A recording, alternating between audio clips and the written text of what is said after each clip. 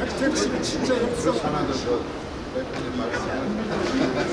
1987년 6월 10일 민주역 지하철보안 연대 박종철 부문 산입 정부 지원 밖에.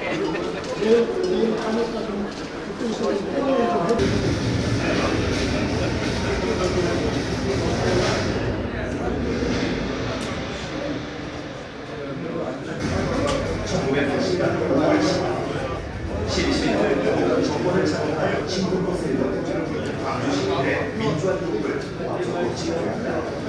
그리고 정치 규제를 통해 김대중과 김영삼 등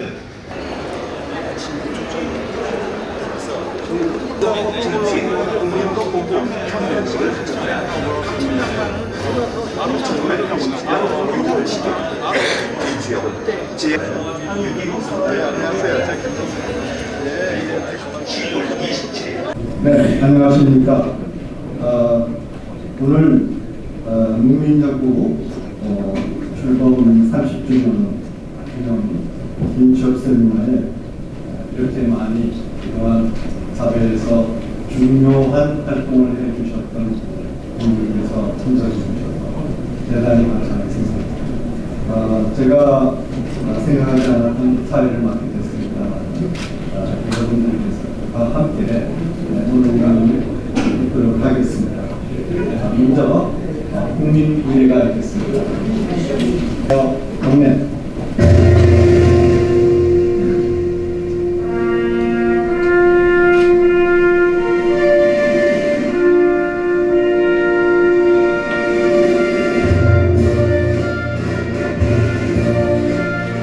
나는 자랑스러운 태극기 앞에 자유롭고 정의로운 대한민국의 무궁한 영광을 빌며 이어서 국가대찬 제1장만 드렸습니다.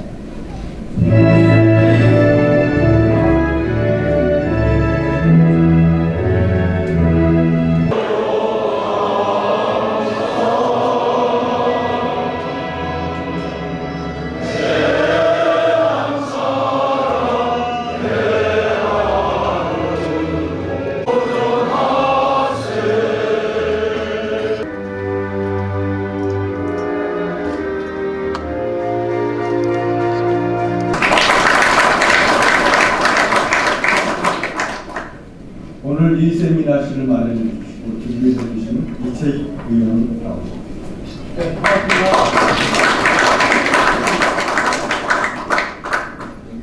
주호영 국민의힘 원내대표께서 오셨는데 제가 알기로는 방금 옆에 세미나실에 하신 걸로 알고 있습니다. 정대철 고문님 나오셨습니다.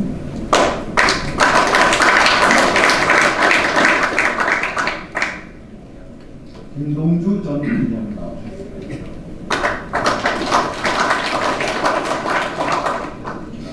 신용섭 전 의원 나오셨습니다.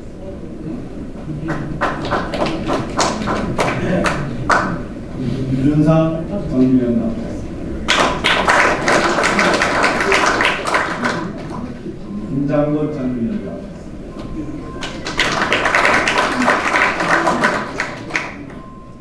이근진 전 의원 나오셨습니다. 조재환 전 의원 나오셨습니다.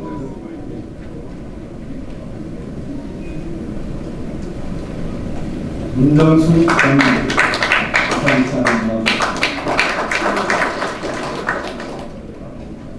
이철 전 의원 나오셨습니다. 안경률 전 의원 나오셨습니다. 위구 선언을 받아내서 이 나라의 민주주의의 초석을 놓았다고 자부합니다. 우리는 민주화를 말하면서 1980년 체제를 출발점으로 말합니다. 그러나 진정한 민주화는 문민정부를 출범하여 군사정치 문화를 청산하는 것으로부터 시작합니다. 김일성 대통령은 14대 대통령에 취임하자마자 정광 석화와다 같이 군 하나회를 석결했습니다. 취임사에서 말씀하신 바와 같이 이 땅에 다시는 정치적 파임이 없게 했습니다. 금융신명제를 통해 경제 정의를 실현하고 여성의 사회 참여 확대 정책으로 여성의 권리를 신장시켰습니다. 그렇게 이 나라 민주주의는 더욱 발전할 수 있게 되었습니다. 김영삼 대통령이 대도무문의 큰 길을 열어주신 것입니다. 그러나 30여 년이 지난 오늘 우리는 우리가 민주주의를 지키고 쟁취했노라 말하기 부끄러워하는 상황이 되었습니다. 우리 모두 애국심과 용기를 가지고 우리 스스로를 성찰하는 겸허한 마음을 가질 때입니다. 오늘 우리는 문민정부 30주년을 맞아 민주화 투쟁에 앞장서셨고 국가 발전에 큰 기여를 하신 두 분 대통령을 생각하면서 6.25 국제정세 속에서 우리나라의 새로운 발전과 국민의 행복을 위해 헌신할 각오를 다짐해야 할 것입니다. 우리 모두 건성을 기원드립니다. 감사합니다. 여러분 정말 반갑습니다. 바쁘신데도 이렇게 시간 내주신 여러분께 진심으로 감사의 말씀을 드립니다. 오늘은 저희가 앞으로 한 6차례, 7차례 이런 행사를 계속 할 텐데 그 첫 번째 행사이기 때문에 행사준비위원장인 이학범 위원장께서 직접 사회를 맡아주셨고 오늘 국회 행사는 저희 민치위원이 주관을 합니다만은 이채익 의원이 자리를 이렇게 만들어서 국회 규정상 주관하는 것으로 되어 있습니다만 사실은 김영삼 민주센터가 주최하고 바로 민주화 추진협의 민추협이 주관하는 그런 행사로 진행하려고 합니다.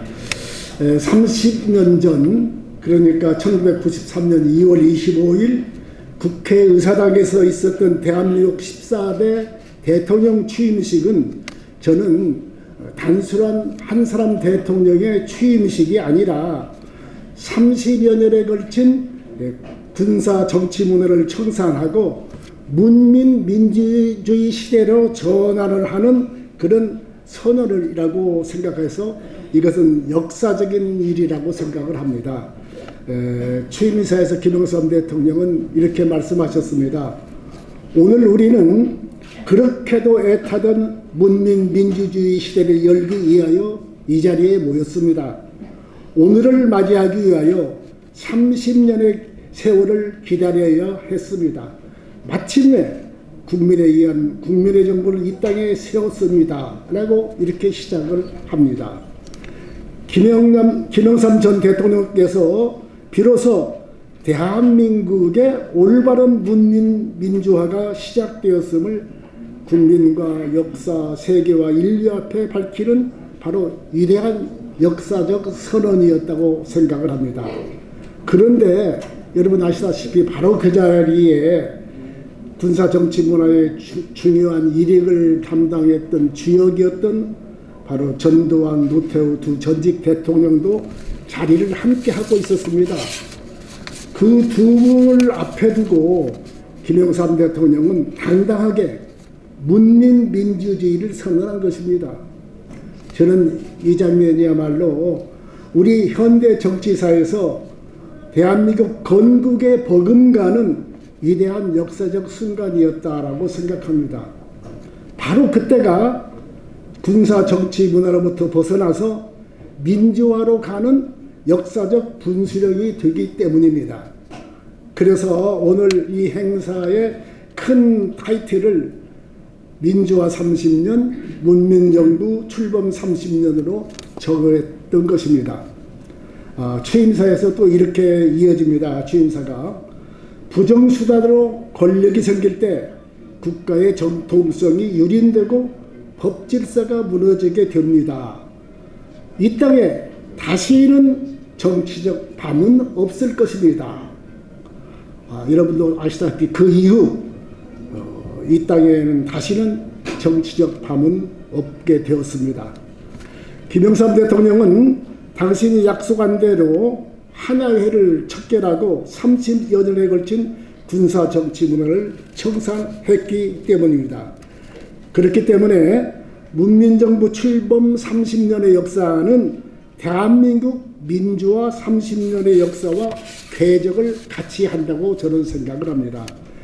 오늘 문민정부 출범 30년을 뒤돌아보는 것이 바로 대한민국 민주화 30년을 뒤돌아보는 일이라고 한 이유가 바로 여기에 있는 것입니다.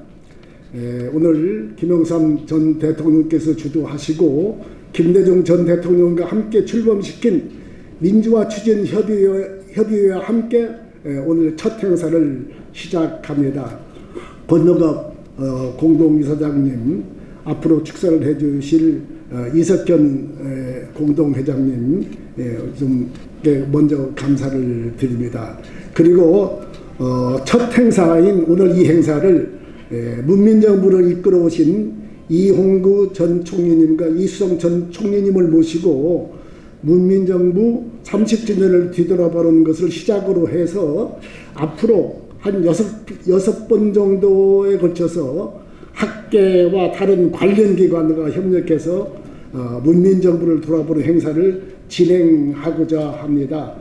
이런 계획은 저희 민주화 김영삼 민주센터에서 이각범 행사준비위원장과 함께 협의해서 앞으로 나중에 이 끝나는 시간에 대강의 계획을 발표해 드리려고 합니다.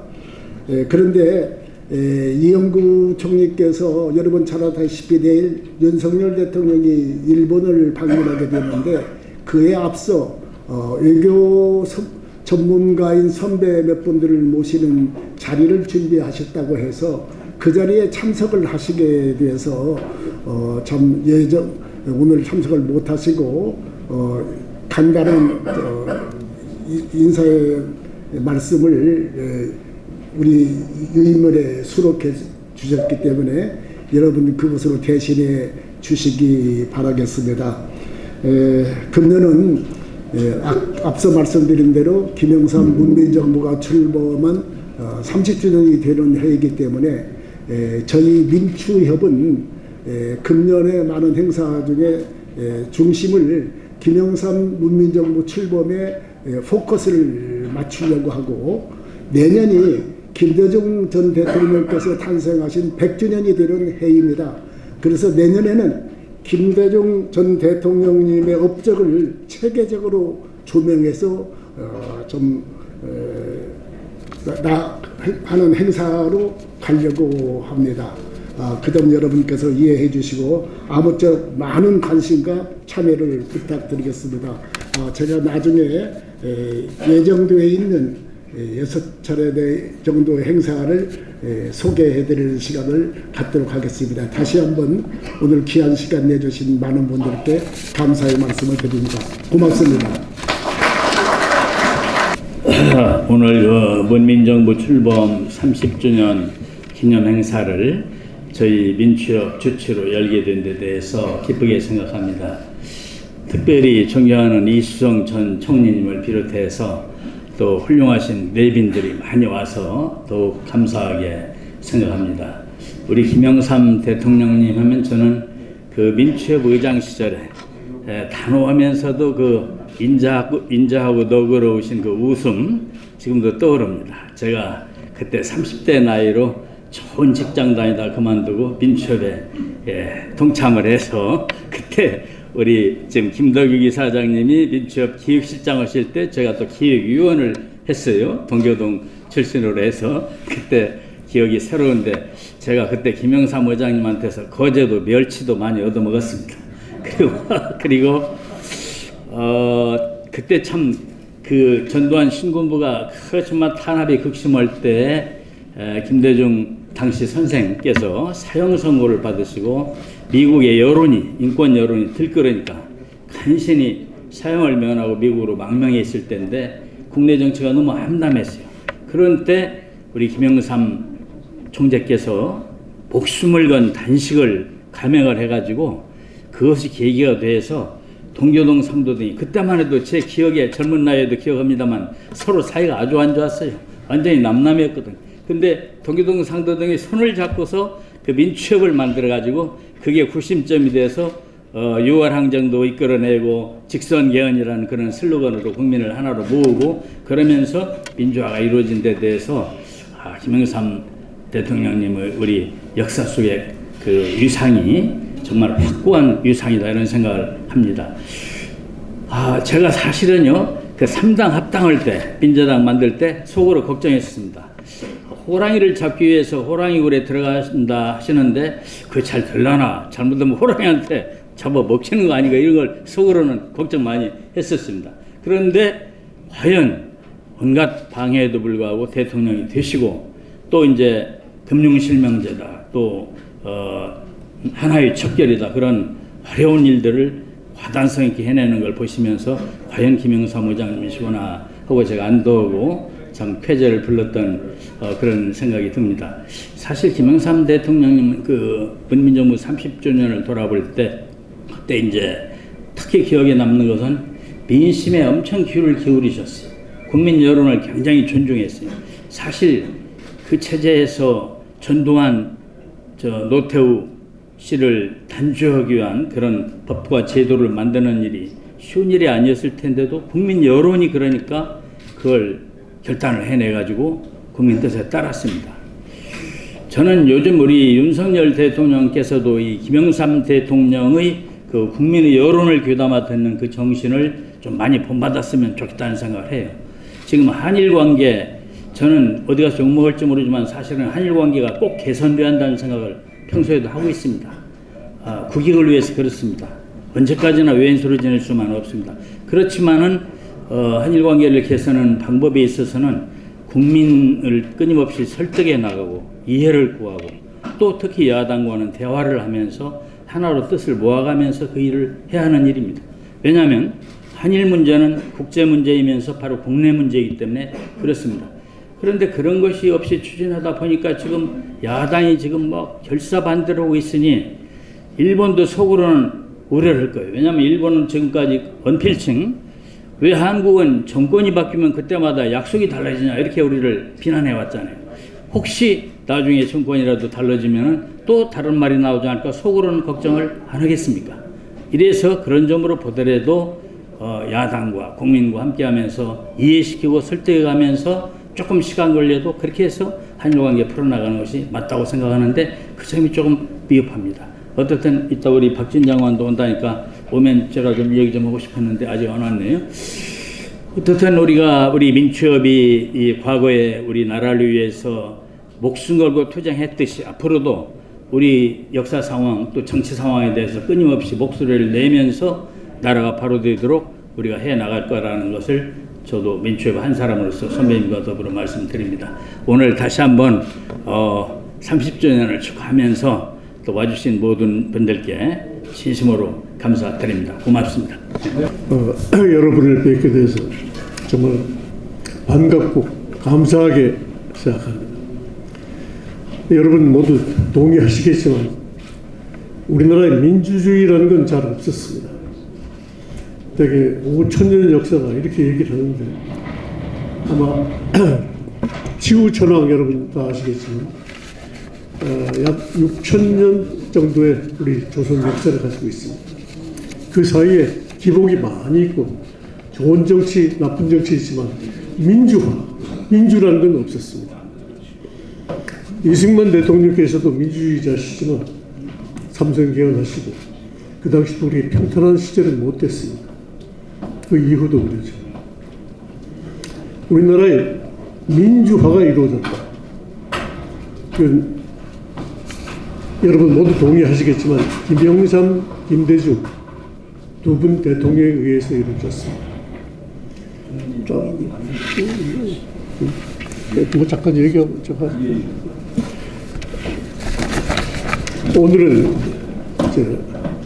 고노아 의원께서도 축사를 해주셨고 그런데 김영삼 대통령에 관해서만 말씀을 올리겠습니다. 제일 먼저 제가 느낀 김영삼 대통령의 인상이랄까, 조견이랄까, 청렴합니다. 다 여러분 아시겠지만 대단히 소탈하십니다. 그리고 오만하게 지도력을 행사하는 것 같지만 대단히 겸손하십니다. 다른 사람이 모든 얘기를 할 때 끝까지 경청을 하는 그런 특성을 가지고 계신 그런 분입니다. 되게 고집이 세다. 그래서 모르는 분들이 김영삼 대통령 아집이 강하다 이렇게 생각하죠. 아집과는 정반대입니다. 언제나 경청을 하고 겸손하고 자기 잘못했다고 판단하면 즉시 시정하는 그런 장점을 가진 분이 바로 김영삼 대통령이십니다. 저는 아까 사회를 맡으신 이각범 교수 잠시 반갑게 만났는데 대한민국 역사에서 이각범 교수 정도 수준이 강의하는 자리 한 자리도 없을 겁니다. 강의하죠. 사회.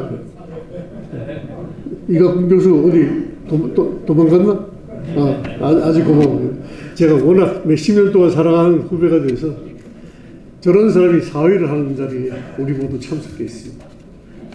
그리고 우리가 민주주의를 꽃피운 사람인데 여기 오신 한 분 한 분 아까 축사해 준 여러분 전직 현직 의원들 다 계시고 또 제가 제 중학교 후배로 아주 사랑하는 이채 의원도 저기 앉아 계시고 여기 계신 분들이 역사 이름이 남습니다.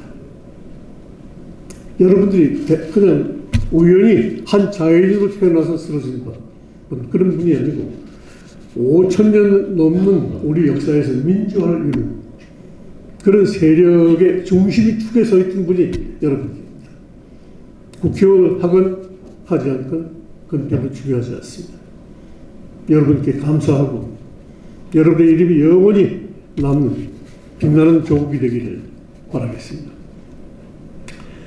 김영삼 대통령 제가 제일 먼저 순서는 나중에 되겠습니다. 먼저 말씀드리고 싶은 건 1997년 아마 12월 8일인가 9일인가 대통령 선거가 있었을 겁니다.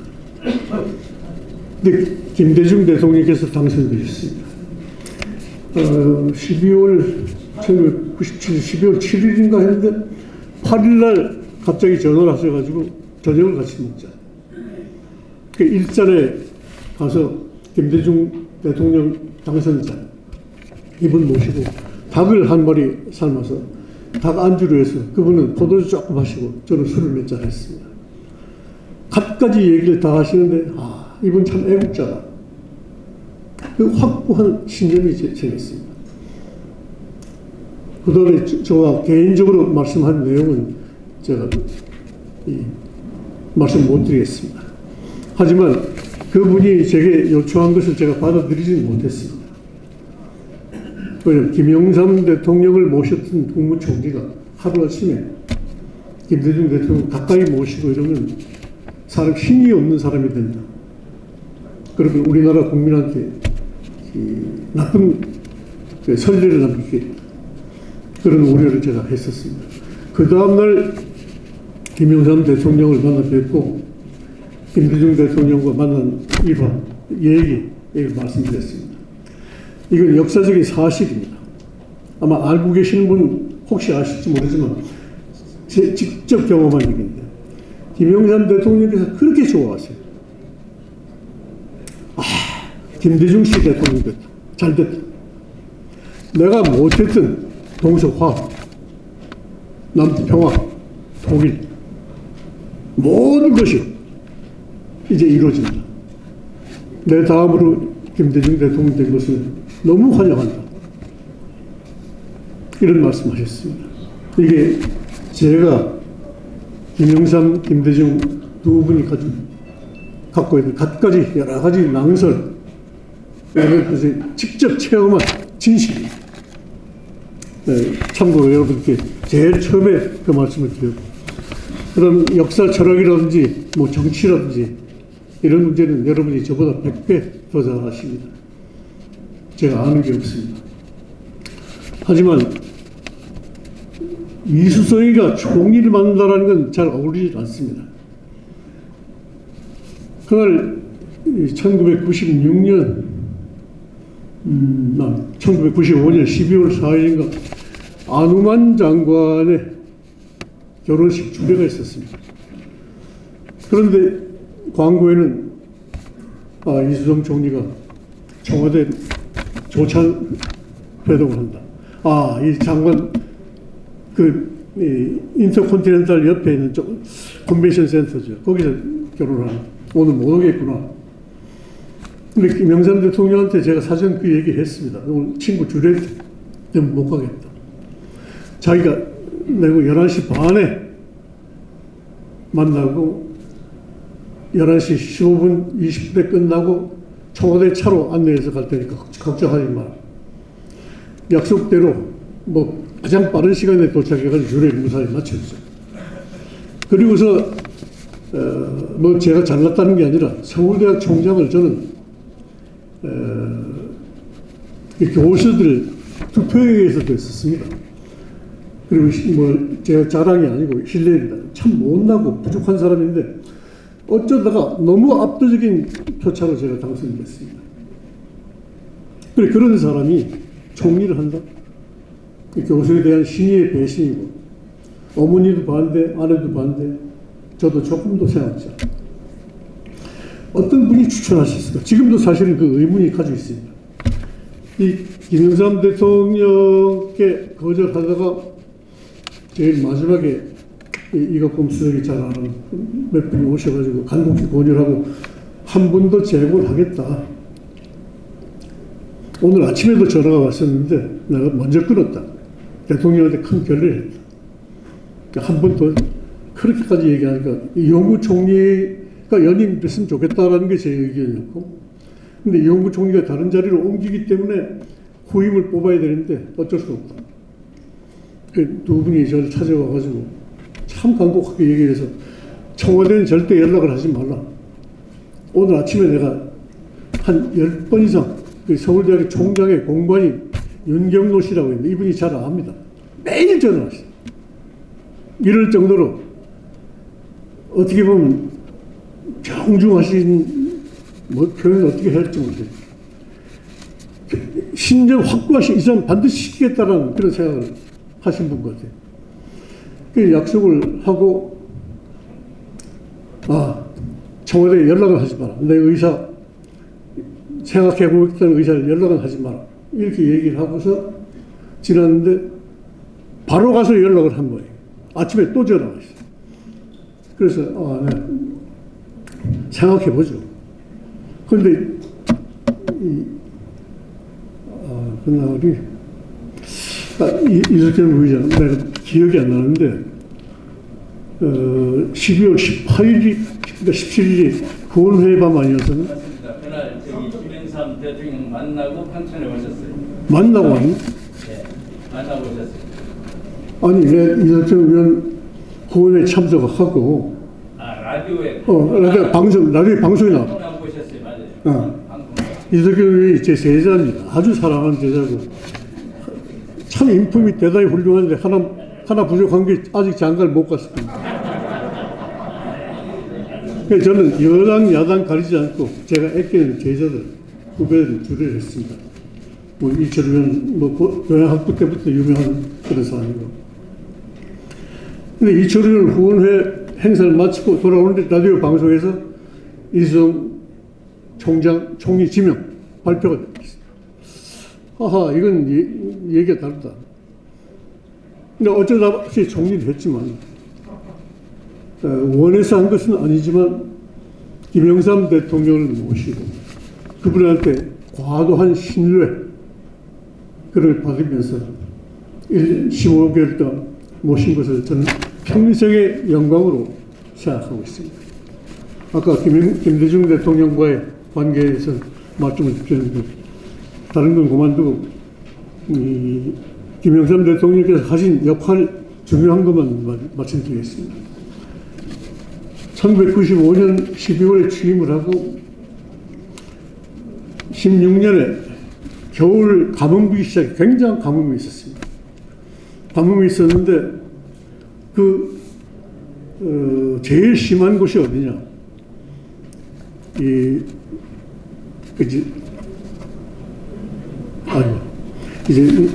죄송해요. 용서하십시오. 나이가 많아서 기억력이 해남하고 경상도 영도 두 군데였습니다. 대통령께서 한번 다녀오지 군용기를 타고 해남을 갔습니다. 여러분 같이 그 논밭 전부 말라 있고 그 흐르는 물 전부 말라 있고 그 농군이 나이 많으신 농군이 보시면 이렇게 말라 있다. 그러니까 아주 한스러운 말씀을 하시는데 그래서 제가 곧 아마 비가 내릴 겁니다. 여러분들 정성 때문에 하늘이 위에 갈 겁니다. 그리고 그 당시 농림부 장관이 강훈태 씨였습니다. 강훈태 씨가 이 가뭄을 극복하기 위해서 관정을 파고 수로 연결을 하고 이러는데 전력을 다했습니다. 김영삼 대통령께서 강훈태 장관 저한테 보고를 들으시고 국방부, 행정안전부, 경찰청 전부 최대로 강훈태 장관 지원하라. 그 강훈태 장관 그 지원했습니다. 결과적으로 1996년 여러분 통계를 보시면 아실 겁니다. 단군 조선 창설 이래 최대 풍작이 됐습니다. 그 다음 해도 역시 마찬가지였습니다. 강훈태 장관의 공입니다. 이렇게 농민들 아프고 괴로울 때 정성 다 쏟아서 전부 동원하라. 이렇게 지시한 분이 김영삼 대통령입니다. 고성에 불이 났습니다. 산불이 크게 나가지고 제가 직접 가서 보니까 어린 아이들이 놀고 있는데 까만 집은 다 타 있고 소는 죽어서 타 있고 돼지 타 있고 개는 몇 마리 또 없는데 애들 모르고서 참 흙에 뒤덮인 그런 얼굴로 놀고 있었습니다. 그 할아버지가 너희 집도 새로 지어주고 다 할 테니까 걱정 마. 이런 얘기를 하고 돌아와서 보고를 했습니다. 강원도 지사가 최박규 선생이었었는데 제가 그 액수를 정확하게 기억을 못했습니다. 나중에 송태호 장관한테 물어보니까 제가 생각했던 액수하고는 아주 적던데 대개 한 350억. 국가에서 이 보조하고 지원한 액수로서는 그 당시 최고였습니다. 최박규 지사가 그렇게 신청을 했는데 이 경제부처나 총리실의 경제 담당 조정관을 일본 대개 반 정도 주면 충분하다. 부총리가 저한테 최종적으로 반만 줍시다. 그런데 대통령께서 직접 지시했습니다. 강원도라는 것은 경기 북부와 똑같이 이 대북 문제 때문에 제한이 되고 개발 제한이 되고 이럴 때 전 국민, 전 도가 힘 합해서 도와줘야 된다. 한 푼도 깎지 마라.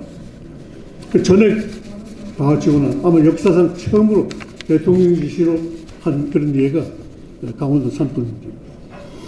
그 다음에 여러분들 흔히 위안부 할머니 이렇게 얘기를 하는데 위안부 할머니라는 말은 조금 우리가 쓰기에 납득이 안 됩니다.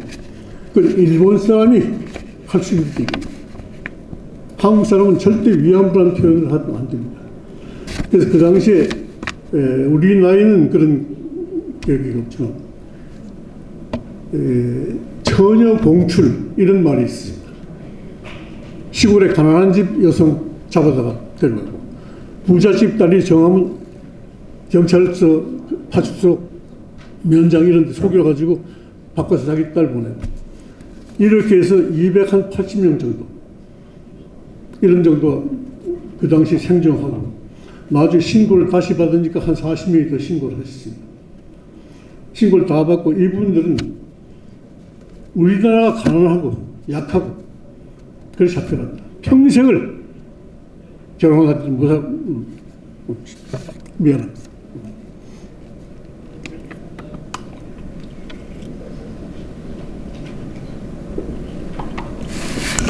그 한 말 못한다.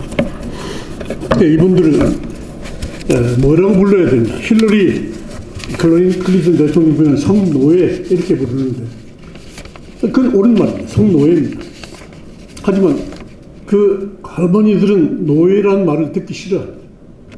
성노예란 말, 올바른 얘기라도 참 노예란 말 듣기 싫어하고 굉장히 자부심이 강했죠. 그래서 성노예란 말도 쓰기가 어렵고 위안부란 말은 일본 사람이나 쓰는 얘기인데 우리가 흔히 하고 있어요. 그래서 저는 피해자 할머니 이렇게 부릅니다. 정확하게 부르면 군국주의 일본 군인에 의한 강간 피해자 이런 뜻입니다. 피해자 할머니. 이 할머니들 안을 국가 예산으로 생존 연금 비슷하게 돈을 드리자. 처음에는 김영삼 대통령하고 상의를 할 때는 그 당시 국회의원 월급이 얼마인지 모르겠는데 200만 원이면 큰 돈입니다. 그래 200만 원 정도 드리면 평생 먹고 사시는데 지장이 없지 않냐. 그리고 일본한테 배상을 받자. 큰 돈을 받아가지고 이건 아동복지기금이라든지 여성 문제라든지 이런 걸 다루는 평화의 기금으로 하자. 김영삼 대통령 지시로 전 강요들, 경제 관료들이 반대하는데도 불구하고 그 피해자 할머니들한테 돈을 지급하는데 끝까지 경제부처에서 우리 예산상 사정이 이렇다. 그래서 200만 원에서 100만 원, 그것도 안 되겠다. 50만 원밖에 안 된다. 그러니까 할 수 없이 50만 원을 지불하고 내가 그만두고 김영삼 대통령이 그만두더라도 기록에 남겨서 이건 연년히 올려라. 그러니까 결국 안 올려지고 지금 보자. 한 20년 가까이 됐죠. 25년. 지금 57만 5천 원입니다. 그때 이분들한테 200만 원이 굉장한 돈인데 이걸 드렸으면 먹고 살기 지장이 없습니다. 또 김영삼 대통령 지시가 당신은 서울대학 총장 하지 않았냐? 서울대학 병원, 대학병원 쪽에 이 양반 이 고치든가. 이 고치고 위장, 머리 이런 거 전부 무료로 해라. 이런 지시를 하셔가지고 제가 서울대학 총장 병원 원장한테 그런 부탁을 했습니다. 그 병원 원장 얘기가 나오니까 또 하나 잊어버린 얘기가 아까도 처음에 말씀드렸지만 왜 저를 총리로 생각하셨냐. 도저히 이해가 안 되는데 별로 좋지 않은 인연이 있습니다. 서울대학 총장을 하고 있는데 3월인가 4월인가 기억이 확실치 않습니다. 서울대학 병원장을 경남고등학교 후배인 어떤 교수를 시켜다. 그 후배 교수라는 분이 대단히 훌륭한 분입니다. 인품도 좋고 능력도 있고 대단히 훌륭한 분인데 대학병원, 서울대학교 의과대학은 연년이 쭉 해서 절차가 있습니다. 그래서 이분들이 하면 전 총장 바보 이런 건 관계없는데 다시 한번 의대 위상이 떨어집니다. 순서를 학년 순서를 지켜야 됩니다. 그래서 끝까지 대통령 말씀을 듣지 못하고 의과대학 교수들이 바라는 순서에 의해서 병원장을 시켰습니다. 그러니까 전 굉장히 기분 나쁘시죠. 언짢으실 텐데 전 뭐 그런 거 다 각오하고 언제든지 뭐 그만두라 그러면 그만두고 이런 생각을 했는데 그 다음에 10월 달인가 돼서 다시 전화를 한번 하셨어요. 전화를 하셔가지고 내가 우리 국민들한테 대통령 선거할 때 약속을 했다. 재벌들이 자본과 노동과의 관계 벗어나서 너무 큰 착취를 하고 노동자들 너무 가난하고 빈부 차이가 이렇게 많으니 재벌들 한 20명 정도 잡아 넣어야 되겠다. 이 총장 어떻게 생각하는가? 전 반대입니다. 지금 재벌 편도 아니고 또 근로자 생각 안 하는 사람도 아니고 그렇지만 대통령 입장에서 근로자를 재벌을 잡아 넣었을 때 국제적인 신뢰가 떨어지고 우리 경제 활동이 어렵다는 건 상식적으로 다 이해될 수 있습니다. 그게 전 반대입니다. 한 서너 명, 사람 이름까지 거명하면서 한 서너 명만 좀 잡아 넣겠다. 그건 괜찮겠냐? 그것도 전 반대입니다. 한 명이라도 국제 간에 그렇게 되면 기업의 신뢰성을 잃어버리면 아무것도 되지 않습니다. 참 열심은 불구속으로 입건하십시오. 제 얘기뿐 아니고 여러 의견을 들어보고서 아마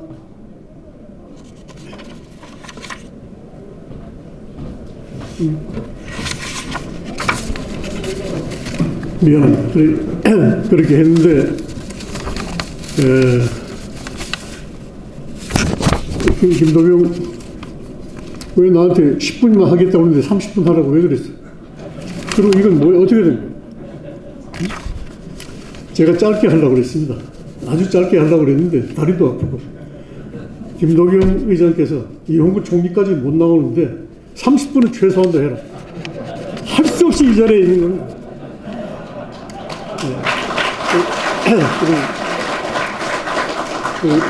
그 월드컵 결정하는 것도 그 어려운 순간에 자세한 말씀 안 드리지만 김영삼 대통령이 국민한테 약속한 것을 깨뜨려버리고 한일 같이 하자 이 동의를 했습니다. 그래서 한일 월드컵이 이루어졌습니다. 그 다음에 이 사할린의 징용 환자들을 고쳤습니다. 참 따뜻하고 진심으로 정의, 국민, 민주를 생각하시는 그런 분이었고 권노갑 의장 여기 계시지만 저는 개인적으로는 그 부인께서 제 집사람하고 학교 동기고 그것도 친동생이 국회의원 출마했을 때 열심히 현장에 가서 그 대표로 활동했습니다. 개인적으로 은혜가 굉장히 깊은 분입니다. 그러니까 지금도 개인적으로 만나면 노갑이 형, 저도 그렇게 부릅니다. 국회에서 노갑이 형하고 조순승 의원 또 그때 아마 이석현 의원은 안 왔을지 모르겠다. 추미애 의원 여러분이 오셔가지고 총리한테 항의 방문 와가지고 전부 웃고 치운 그런 그 기억하세요? 빠른 처지가 그때는 여야 그렇게 의견은 다르지만 어떻게 보면 형제같이 친했습니다.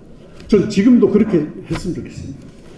지금 이채익 의원이 국회의원 됐을 때 제가 처음에 얘기했습니다. 어느 당에 소속하지 말고 우리나라 입장에 대해서 반드시 생각하는 훌륭한 국회의원 되라. 기억하세요? 우리나라가 그렇게 돼야 됩니다. 화합하고 단결하고 그래야 국민들 신뢰, 위상 이런 게 세웁니다. 그러니까 우리나라 크게 발전하길 바라고 여러분 한 분 한 분 너무 귀하신 분인데 부디 건강하시고 소원 성취하시기 바랍니다. 감사합니다. 네, 반갑습니다. 저 배지대학교에 있는 김형준입니다. 제가 올해 3월부터 소속을 명지대학교에서 배지대학교로 좀 바꿨습니다. 저는 원민정부 30주년 기념하는 이 세미나에 초대를 받고 정말 너무너무 고맙고 그리고 즐거운 마음으로 왔습니다. 원민정부 30년 참 빠른 세월이지만 제가 원민정부 출범할 당시에 미국에서 유학을 하고 있었습니다. 미국 아이오와 대학에서 유학을 하고 있었는데요. 그때 저희 동료들이 한 말이 지금도 생생해요. 아, 이제 사우스 코리아도 이제는 민주주의 국가가 됐구나 라는 얘기를 한 게 지금도 생생합니다. 저는 김영삼 문민정부가 준 가장 큰 우리 국민들에게 준 큰 선물은 자긍심이에요. 1950년대에 영국 기자가 한국에서 민주주의가 꽃을 핀다는 것은 쓰레기통에서 장미꽃을 피는 것과 마찬가지라는 얘기를 했습니다.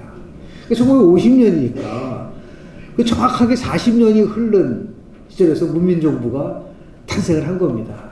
이거는 어마어마한 역사적인 사건이고 우리 김동영 기자님 말씀하신 것처럼 우리가 정말 건국 이후로 우리 국민들이 자랑스러워할 만한 아주 획기적인 일이라고 좀 봅니다. 최근에요, 영국의 이코노미스트지는 매년 민주주의 지수를 발표를 합니다. 이 민주주의 지수는 5가지 항목을 가지고 발표를 하는데요.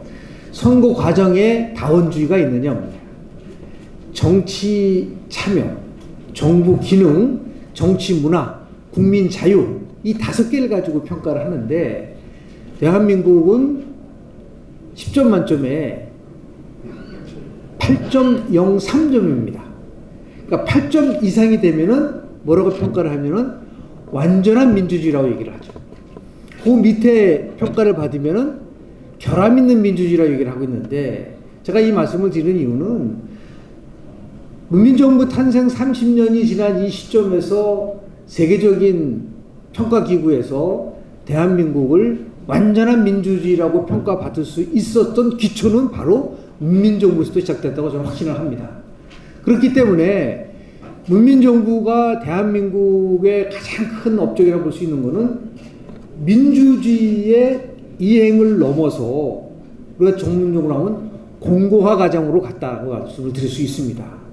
자, 이것이 가능했었던 것은 그 누구보다도 문민정부를 이끌었었던 김영삼 대통령, 그리고 더 나가서 오랫동안 같이 민주주의에서 투쟁했었던 우리 민추혁, 그 이후에 뭐 국민의 정부도 저는 뿌리가 같다고 봐요. 왜냐하면 93년도 2월 25일 날 취임사를 보시면 국민의 정부라는 단어가 나옵니다. 그렇지 않나요? 문민정부와 국민의 정부는 뿌리가 같은 저는 정부라고 좀 보고 있고요. 그런 의미에서 봤을 때 김영삼 대통령이 보여준 가장 큰 두 가지 축은, 한 축은 민주주의고 한 축은 바로 리더십이라고 봅니다. 국가 운영을 하시는 분이 어떠한 리더십을 갖고 있느냐에 따라서 나라가 발전할 수도 있고 퇴보할 수도 있는데, 이 번스라고 하는 교수는 이 리더십이라는 거는 지도자가 추종자로 하여금 쌍방 모두가 공유하는 가치와 동기를 충족시키는 목적을 위해서 유도하는 거로 정의를 하는데, 크게 두 가지 유형이 있습니다. 하나는 변혁적 리더십이 있고 또 다른 거는 거래적 리더십이 있는데요. 대한민국 대통령 중에서 가장 강력한 변혁적 리더십을 발휘하셨던 분이 바로 문민정부를 이끄셨던 김영삼 대통령입니다. 미국의 역사학자들은 지금 미국의 대통령은 조 바이든 대통령이 46대 대통령이에요. 그러니까 거기는 루즈벨트가 4번 대통령을 했어도 딱 한 번만 취급을 합니다. 그럼 46대 대통령이란 말은 뭐냐면 지금까지 미국의 46명의 대통령이 탄생했다는 걸 말씀을 드리는데요.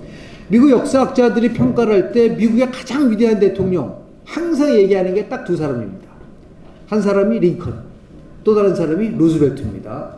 워싱턴 대통령이야 먼저 국부니까 나름대로 추앙을 하고 있지만, 이 루즈벨트나 링컨 대통령이 변혁적 리더십의 가장 최고봉이라고 얘기를 하는데, 링컨 대통령을 그렇게 평가하는 이유는 통합을 위해서 전쟁을 한 사람입니다. 만약에 링컨 대통령이 없었으면 유나이티드 스테이트 오브 아메리카는 없다. 그 세퍼레이트 스테이트 오브 아메리카만 있었을 것이다. 그러니까 결국은 우리는 노예 해방을 위해서 전쟁을 한 게 아니에요. 국가를 통합하기 위해서 전쟁을 했었다는 그 강력한 리더십을 발휘했었고, 그래서 평가를 받는 것이고, 루즈벨트는 뭐 대공황 시절에 작은 정부에서 큰 정부로 바꾸고 뉴딜 정책을 통해서 국가가 적극적으로 역할을 해서 나름대로 구제를 했었고 2차 세계대전 승리를 했었던 지역이기 때문에. 그런데 이 변혁적 리더십이 이루어지기 위해서 가장 필요한 거는 이런 겁니다. 지도자의 강한 도덕성, 예리한 역사의식, 저항하기 어려운 설득력, 누구나 시구하는 미래의 비전, 그리고 심금을 울리는 상징성이 포함되어 있어야지 변혁적 리더십이 생긴다고 얘기를 하는데, 이 지금 제가 말씀드린 이 모든 것을 김영삼 대통령께서 이 변혁적 리더십을 통해서 대한민국의 민주주의의 초석을 이뤘다라는 말씀을 먼저 드리고요. 그런 의미에서 봤을 때 가장 중요한 거는 김영삼 대통령 평가를 할 때, 그리고 정부를 평가를 할 때는 여러 가지 각도에서 평가를 합니다. 대통령, 국정운영 지도자의 퍼스널리티 또는 국정운영 지도자의 철학, 전략, 이런 측면에서 평가를 많이 하거든요.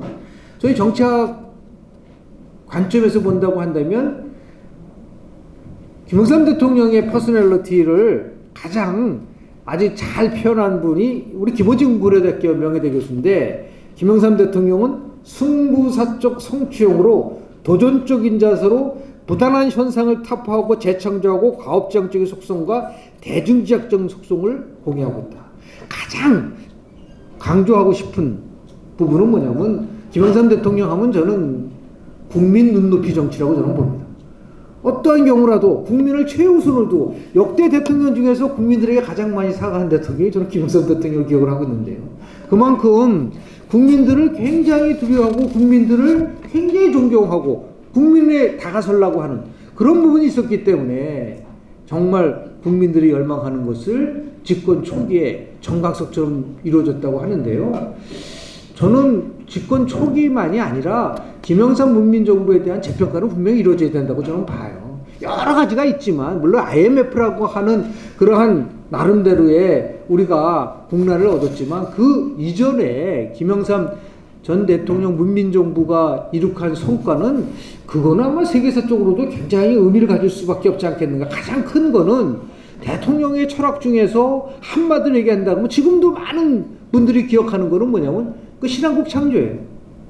우리가 그동안 군부 독재에서 새로운 민주주의를 만들고 새로운 한국을 통해서 국민들의 여망을 이끌어 간다라고 하는 이 신한국 창조가 가장 중요한 부분이고, 뭐 여러분들 뭐 하나의 척결하고 금융실명제하고 더 나아가서 공직자 재산 공개하고 이런 부분들이 있지만 두 번째로 중요하게 여기는 부분은 우리 이각범 수석님도 많이 말씀하셨지만 세계화입니다.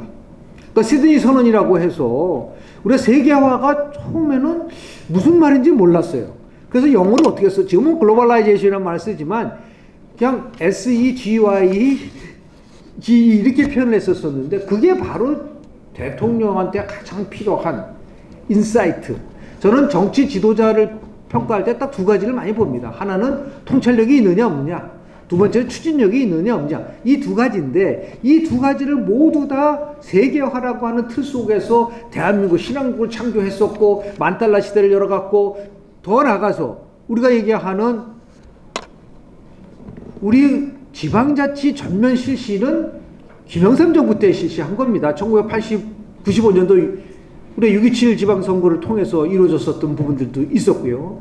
이 세계화, 더 나아가서 이 부분은 약간 오해가 있는데 정보화하면은 김대중 정부 때의 정보화를 얘기를 많이 하고 있는데 실은 아주 냉정하게 평가를 하면은 그 씨앗, 그 뿌리는 김영삼 대통령 시절의 정보화가 핵심적인 사항이었었는데 그것이 좀 잊혀지고 있다는 데에서 조금 아쉬움이 참 많습니다.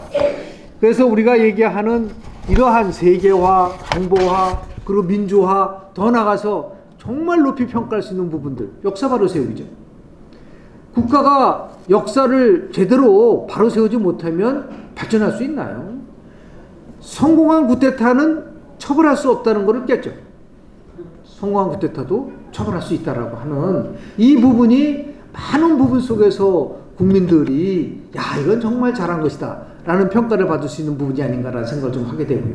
그래서 제가 열거했었던 이 여러 가지 세부적 과제들, 세계화라든지 또는 정부화라든지 역사 바로 세우기라든지 문민화라든지 이런 것들은 제가 조금 전에 말씀드린 대통령의 변혁적 리더십 없이는 거의 불가능하고 이것이 결국은 제가 말씀드린 대한민국이 세계에서 가장 완전한 민주주의로 갈 수 있었던 초석이 됐지 않았는가라는 생각이 좀 들고요.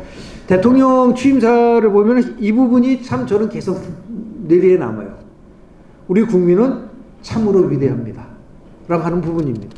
위대한 국민이 있었고 위대한 지도자가 있었기 때문에 대한민국에서 정말 우리가 위대한 민주주의를 만들 수 있는 초석이 만들어지지 않았는가 생각을 좀 하게 됩니다.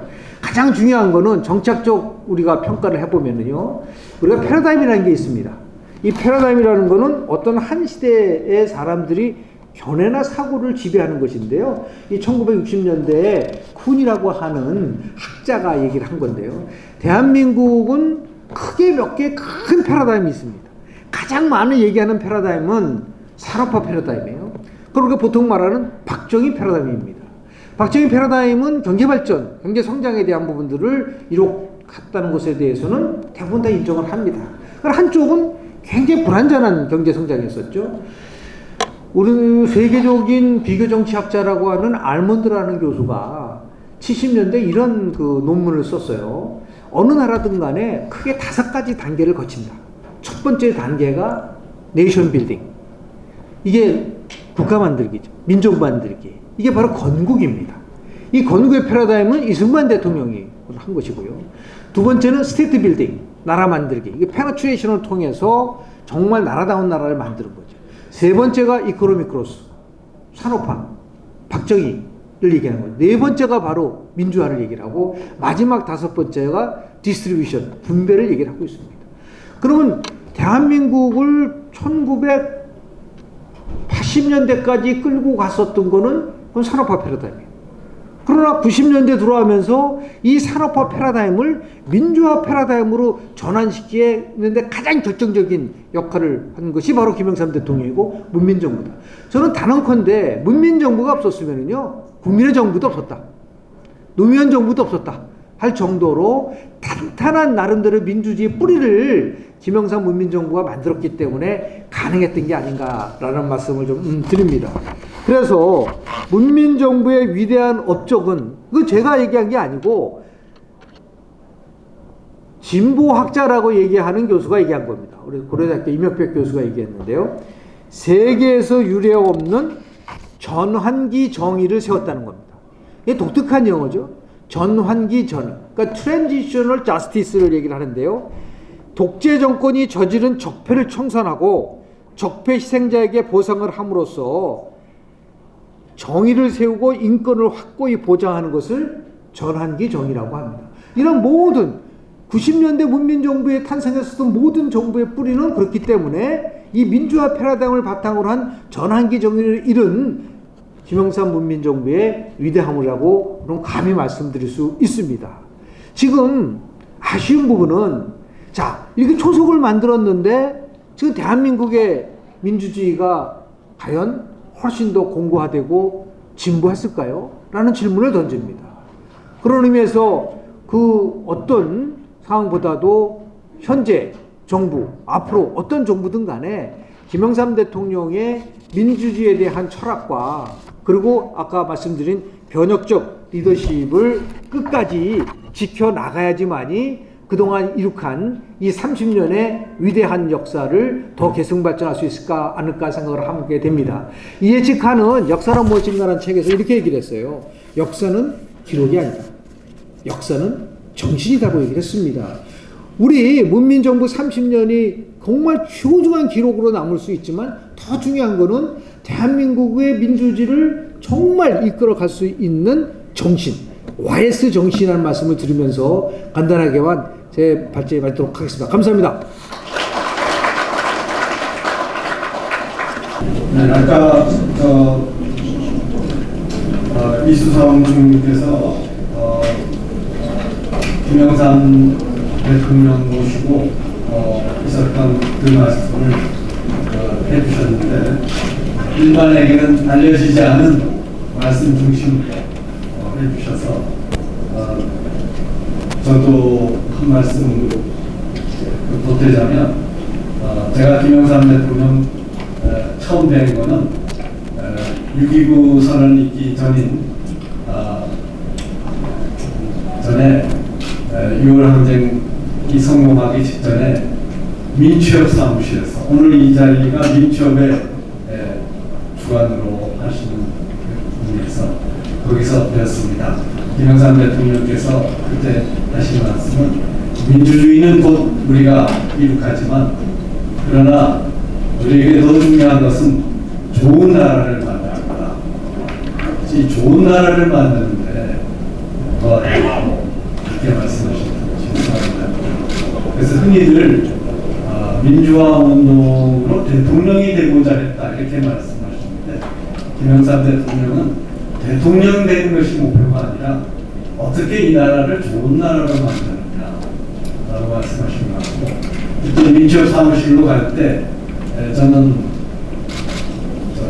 주위를 살피면서 민주화 운동을 하셨던 분들은 그렇게 안 하셨겠지만 저 같은 사람은 혹시 누가 볼까봐 노심초사하면서 민취업 비장실로 무교동에 있는 비장실로 기억했습니다. 오늘 피치 못하게 불쌍한 분들이 많이 계셔서 저한테 먼저 이야기할 기회를 주신 것 같습니다. 제가 김영삼 전 대통령님 만나게 된 것은 처음 만남이 1985년 2월이었습니다. 제가 고려대학교 학생회장을 하다가 구속이 되었는데 그 사건이 민정당사 농성 사건이었습니다. 민주화 요구 농성이었는데 지금 세상에서 돌아보면 아무것도 아닌 그런 요구를 제기한 겁니다. 예를 들면 직선제 개헌 해달라, 언론 자유 보장해라, 노조 설립 자유를 보장해라, 이런 수준의 14개조 요구를 내걸고 학생들이 농성을 했는데 제가 이제 배후 조종을 했다고 해서 감옥에 갔었습니다. 근데 바로 직후에 2.12 총선, 85년 2.12 총선이 있었죠. 오늘 이 자리 주최하시는 우리 민주협의 모태가 된 그런 총선이 바로 2.12 총선이었다고 생각이 드는데요. 그 총선에서 예상을 깨고 당시 신민당이 약진을 했습니다. 그래서 민한당이 무너지고 정치가 큰 전환기를 맞게 되면서 저희 민정당선 농성 사건 구속되었던 학생이 20명이었는데 그 20명이 정격 석방이 됩니다. 민정당 정권으로서는 일종의 전국 전환책으로서 저희들을 조기 석방을 시켜줬습니다. 그때 김영삼 민주협 의장이셨죠. 민주협 의장님께서 학생들이 고생을 해서 시민당 약진할 수 있게 되었다, 이런 뜻으로 저희들을 20명을 초청을 해서 점심을 한번 사주셨어요. 그때 뵙기 처음이었습니다. 그리고 제가 87년 1월 달부터 김영삼 대통령, 당시 이제 총재님을 비서로 모시고 일을 하기 시작했습니다. 제 나이가 아마 만 25살쯤 됐을 때입니다. 그때부터 저는 상도동의 막내였는데 40년 가까이 지난 지금도 제가 막내입니다. 이 자리에서도 저보다 더 나이가 젊은 분 안 계시는 것 같아요. 그래서 우리 김영삼 대통령과 농민정부를 회고하는 이 마당에 오늘 이런 자리가 씨앗이 되어서 저보다 더 젊은 세대한테까지도 김영삼 대통령 그리고 농민정부의 공적이 널리 좀 전파되고 공유되는 그런 출발점이 되었으면 좋겠다라는 바람으로 말씀을 드려보겠습니다. 우리 김영삼 대통령님은 참 파격적인 분이셨습니다. 아까 여러 어른들께서 많이 말씀하셨습니다만 우선 발상 자체가 이렇게 고여있는 그런 분이 아니라 아주 창조적 파격을 많이 하시는 분이셨어요. 그건 다 알고 계실 겁니다. 근데 이제 잘 모르는 이야기까지 드리면 이런 겁니다. 예를 들면 저한테도 비서를 하던 시절에도 그렇고 그 뒤에 제가 학교로 돌아가서 공부하고 그럴 때도 제가 뵙자 그러면은 아무리 바빠도 꼭 만나서 30분, 1시간 이야기를 들어주셨어요. 그만큼 그분은 계속 세상에 대해서 귀를 열어놓고 특히 자기 아들보다 더 어린 제 같은 젊은이의 이야기를 들으시려고 노력하셨던 거죠. 쉽게 하기 어려운 그런 자세인데 그분은 늘 그렇게 열린 귀를 갖고 계셨습니다. 저뿐만 아니라 큰 결정을 앞두고도 진보 보수 혹은 남녀노소를 망망하고 참 많은 분들을 다 두루 만나서 이야기를 듣고 나서 결정을 하시고 행동으로 행동으로 그러셨던 기억이 많이 납니다. 그만큼 많이 들으셨던 분, 그것도 아마 우리나라 정치사에 그렇게 잘 들었던 분, 큰 귀를 가졌던 분은 없었을 것 같아요. 어떤 대통령, 어떤 지도자를 방문하고. 그리고 제가 이제 88년에 여기 앞에 계실 김동영 이사장이 첫 국회의원 되실 때 김영삼 총재님이 저한테 출마 권유하셨어요. 제가 그때 만 26살 때입니다. 서울에서 출마를 하라 그러셔서 총재님 제가 나이가 몇 살인지 아십니까? 그랬더니 몇 살인데? 26살입니다. 야 그럼 됐네, 나는 25살 했잖아. 그러시더라고요. 그러면서 야 네가 나가면 된다. 내가 다 준비해놨으니까 너는 결심만 해라. 26살짜리가 서울 한복판에 출마하는 것 자체가 뉴스다. 이런 이제 파격적 발상을 하시는 거죠. 삼당합당도 많은 비판도 받습니다만 김영삼 총재가 아니었으면 아마 그런 결단 못했을 겁니다. 그분은 욕을 많이 먹었지만 또 세상 사람들이 다 그건 안 되는 일일 거라 성살이 없는 게임을 하는 거라고 생각했지만 그분은 결국 돌파해 내셨어요. 그러면서 국민개혁을 내내고 그 국민개혁이 군사정치를 끝장을 내고 우리나라의 공직자의 윤리를 확립시키고 또 경제 면에서도 투명한 경제를 만들어내고 하는 그런 큰 전환기적 개혁의 뿌리가 되고 출발이 되었다는 점에서는 아주 역사적 결단으로 평가받아야 마땅하다고 저는 생각합니다. 또 그런 과정에서 이제 저는 사실 그때 참 못 마땅했었습니다. 상담합담 하는 게. 제가 이제 그때 대학원 다닐 때인데 좀 찾아가서 총재님 저는 못 따라간다. 왜 그러는지 이해는 충분히 합니다만 저는 못 갑니다. 그렇게 말씀을 드린 적이 있었습니다만 한 1년 뒤에 그분이 이제 박철원 씨나 이런 분들한테 많이 공격당할 때입니다. 그래서 지리산에 올라가고 막 그러시잖아요. 그럴 때 연락이 오셨어요. 연락이 와서 한번 봤으면 좋겠다 해서 갔더니 영준아, 내가 요즘 많이 힘들다. 그럼 네가 좀 도와주면 안 되겠냐? 그러십니다. 다 아시지만은 그러니 절대 남들 앞에서 힘들다 소리를 안 하시는 분이거든요. 근데 이제 막 가서는 좀 지난 새파란 자기 비서 출신의 이 막내한테 야, 내 요즘 너무 힘들다. 네가 와서 좀 도와다고. 그렇게 토론을 하면서 도움을 요청한 겁니다. 그건 김영삼 대통령의 인간적인 면모죠. 저한테 논리적으로 이야기하셨으면 절대 안 갔을 건데 인간적으로 좀 도와다오 이러는데 제가 안 할 방법이 없었습니다. 그래서 가서 도와드리면서 저는 안 될 줄 알았었는데 근데 그걸 돌파해낸 게 김영삼식 결단력과 싸울 줄 아는 그 투사의 면모였습니다. 제가 이제 이런 이야기들이 안 알려진 이야기들이라서 말씀을 드리는데 그만큼 김영삼 총재님은 인간적인 매력이 참 철철 넘쳐나는 그런 멋진 분이었습니다. 그런 이야기를 드리고 싶어서 말씀을 드린 겁니다.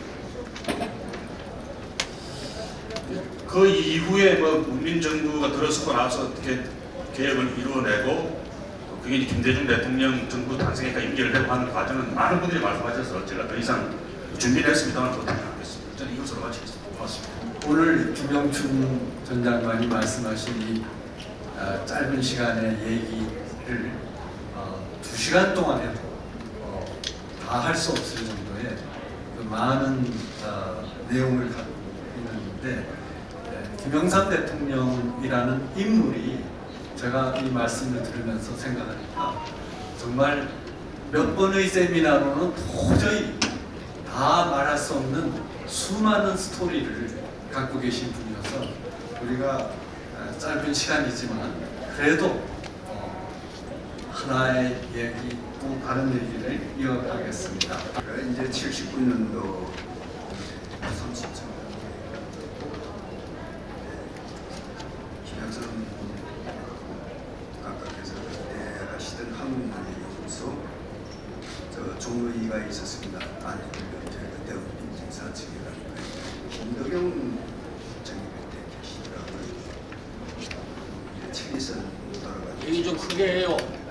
돌아가신 그 인천 최기선 시장 그 최기선이하고 가서 인사드리고 그때 비아한테 인사를 드리고 그래가지고 이제 들어와가지고 이제 따르는데 한식을 이분이 83년도에 저 강주사 때 상민을 지원해서 그 장문의 그 성명서를 하는데 제일 처음 일항이 언론자유였습니다. 그 언론자유가 모든 자유를 자유케 한다는 그런 철학이십니다. 그래서 나중에 봤지만은 이 각하에서 그 어디서 이걸 만들어 오나 봤지만은 김동영 의원님하고 아마 나중에 알고 김동영 대표하고 이제 김정남 수석께서 이제 만드신 거예요, 그게. 그래서 그 산에 가가지고 이제 그 산도 이제 어느 날 9명부터 시작해가지고 산에 가서 그걸 제가 간악산의 시산제 할 때 그걸 낭독을 했습니다. 저 민주산업회에서. 그래가지고 그 다음에는 이제 그런 거를 이제 제가 그 후배들 데리고 저 아파트 단지에다가 우편함에다가 전부 다 그걸 집어였고, 또 최기선 선배가 이제 그 애신을 갖고 온 거를 번역해가지고 또 그걸 온데 돌리고 언론사마다 또 돌리고 그랬습니다. 그래가지고 그 당시에 이제 신문에 단식하는 거를 어느 요새 식사 문제 뭐 이런 식으로 나오고, 한달곰이 죽은 게 톱이고 그 식사 현안의 문제는 한 줄 나올 때예요.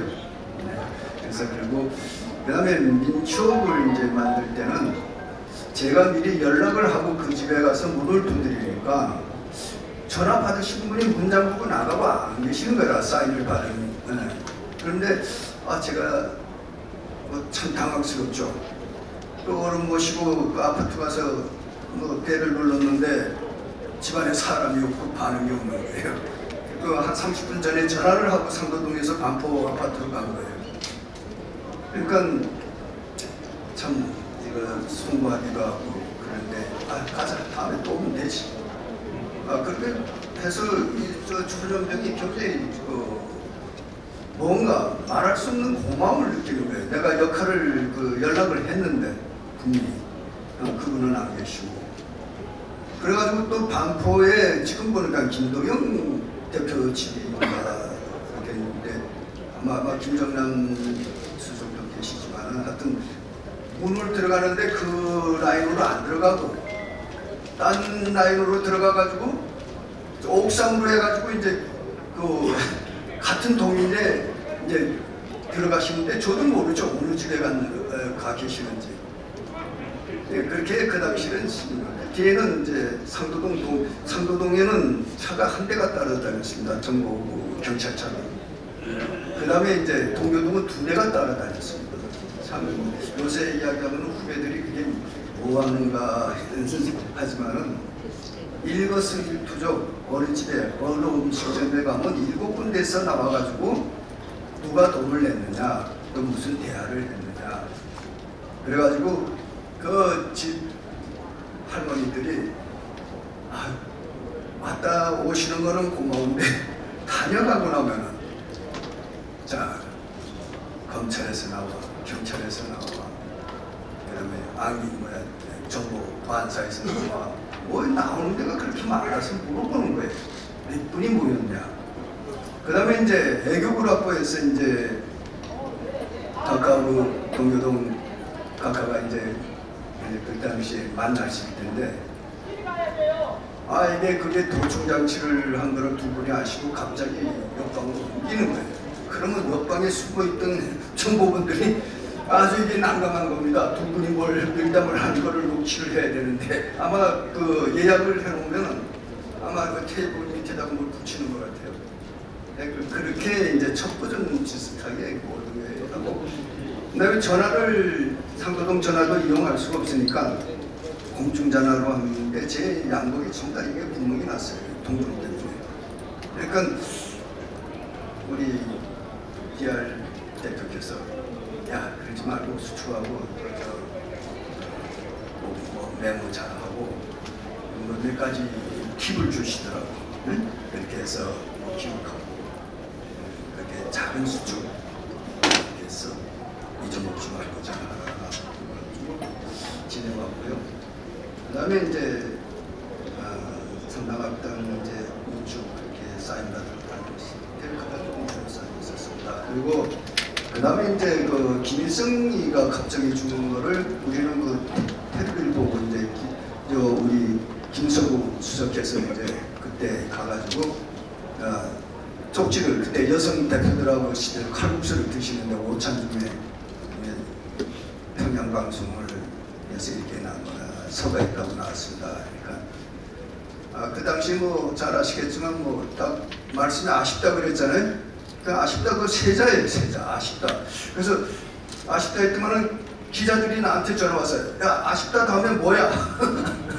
뭐 무슨 다른 말씀이 있어야 될까 이제 그거 아니에요.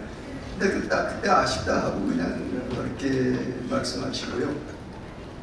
그다음에 이제 우리 김석우 선배하고 잘 알겠지만 하루에 대장을 4명을 갈아치우는데 그 당시 역국대타 나온다는 소리도 나왔습니다.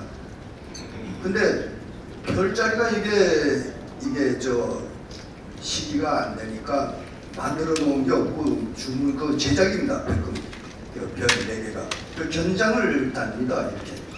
근데 하나씩 양쪽으로 하니까 한 사람한테 2개씩 필요하니까 국방부 장관 모자인 쓰던 것도 띄워오고 해가지고 그래서 수석이 들어와가지고 잠깐 한 5분만 10분만 지금 국방부에서 별을 갖고 온다 그래서 별을 뭘 갖고 오냐 했더나 그 대장 계급장을 이제 수집해갖고 오는 겁니다. 별자리가 모자라가지고 이렇게 됐고 이제 또 선수들이 일요일날 들어와서 식사를 하고 일요일날 꼭 목사님들이 오셔서 조찬 예배를 합니다. 그리고 교회 가실 때도 있고 교회 가면은 너무 번거롭고 민폐를 끼치니까 주로 아침 조찬을 목사님들을 전국 각지 제주도에서도 목사님이 오시고 강주에서도 오시고 대구에서도 오시고 해가지고 매주 이제 기도를 하고 조찬을 같이 하는데 손주들이 오후에 오찬에 들어와가지고 놀면서 아마 각하 책상 위에 이제 자명종을 돌려놓은 모양이에요. 근데 이제 밤중에 자는데 한 2-3시이 됐는데 경호실에서 전화가 왔어요. 각하께서 지금 기상하셔갖고 추리닝 입고 나오시려고 그런다는 거예요. 시계를 보니까 3시도 안 됐어요. 어떻게 그냥 경호실 애들은 말씀을 못하고 들어가가지고 지금 새벽 5시가 아니고 3시도 안 됐습니다. 했더니 그래? 그럼 기다리셔야죠. 왜냐면 경호원들이 참 뛰는 게 옛날에 경복궁 안에서 뛰었어요 밤에. 근데 이제 준비가 안 되고 경호 문제도 있고 해가지고 그래가지고 이제 도로 5시 반까지 옷 입고 그 다음에 잠이 안 오시니까 그냥 그리고 한 2시간 기다렸다가 조깅 나간 거 있습니다. 그래가지고 녹지원에 전두환 노태우 시절에 골프를 칩니다. 거기 헬리콥터장에서 그 연습장인데 각각에서 보다가 이제 경복궁 안에서 뛰었는데 군인들이 이제 전다 이게 밤에 창문을 다 가리고 각하가 운동할 때까지는 다 끝날 때까지는 기상을 못 하는 거예요. 아침 기상 맞춰서 이제 6시 이제 조금 내서 나오시고 그래서 그 안에다가 녹지원에다가 이제 직접 트랙을 만들었어요. 만들고 그 다음에 이제 골프 치는 거 없애라. 왜냐면 각각께서 골프 안 치신다고 선언을 하셔가지고 저희 정부 시대는 골프를 못 치셨습니다. 그래가지고 거기 군인들이 가서 이제 또 산 넘어가서 볼을 주는 것도 보시고 해가지고 준 뭐냐 해서 볼이 그다음 계곡에 이제 골프공들이 날아가게 하니까 그걸 치우고 주고 그 다음에 이제 또 조금 앞으로 가가지고 동교동에 가서 좀 저희들 잘 살기 비서들고 가려가지고 우리 부르고 3대를 가라고 그랬어요. 그래서 그 동교동 김대중 선 그 당시 총리께 가서 3대를 여쭤보니까 이분께서 말씀이 김기수 동지 금년에는 장가를 가셔야지. 그래서 갑자기 좀 쿵하더라고요. 그때가 내가 42살이에요. 내가 장가를 못 간 거예요. 영춘이도 장가도 가고, 영춘이 김장관님 장가고, 이성원님도 장가가고 다 그랬는데 선배인 내가 그냥 노총각으로 늙어가는데 딱 걱정하는 분이 김대중 총재친 거예요. 그래서 식을 하고 오면서 이제 장가를 가야 되겠다. 수호님께서 권하는데 그래서 이제 결혼을 했어요. 아들 둘도. 그다음에 천도교를 할 때 김대중 각하도 그때 오셨어요. 그래서 엣지가 앨범 사진첩이 김대중 2호 여사님 겁니다. 그래서 아직도 잘 보면 각각께서 이제 아까 눈높이라고 그랬지만은 4월을 딱 끝나고 나서 요새 교육부 장관 어떻냐고 물어봐요. 그래서 아주머니들이 시집도 안 간 처녀가 교육부 장관을 하니까 애들 교육 뭐 하게 제대로 하겠느냐 그런 여론이 있습니다. 그러니까 룸사롱에는 안 갈 거 아닌가 그런 시간한 거예요. 그러니까 그 당시 교육부에 대해서 어른이 그 교육부가 약간 좀 뭐 그게 저 뒷거래가 있고 좀 정화가 안 된 걸 딱 찍어서 이야기하시는 거예요. 그래서 김숙희 장관이 그렇게 그 당시 장관했을 때 딱 한마디 그렇게 이야기했습니다. 그 어느 날 또 이제 조깅하고 그 사후장에는 저뭐 옷 갈아입었을 때 제가 거기 그 녹지원에서 하거든요. 그래가지고 거기서 하시는데 말씀이 그 아무개 장군 자네 그 경호실장이랑 가끔가다 군 수뇌부하고 해석하는 걸로 알고 있는데 그 사람은 어때? 그래서 어느 고등학교 나오고 이렇게 사프한 용감하고 각각 말씀대로 좀 스마트한 사람입니다. 그리고 한 이틀에 총장 정지를 하고 그렇게 하시더라고요.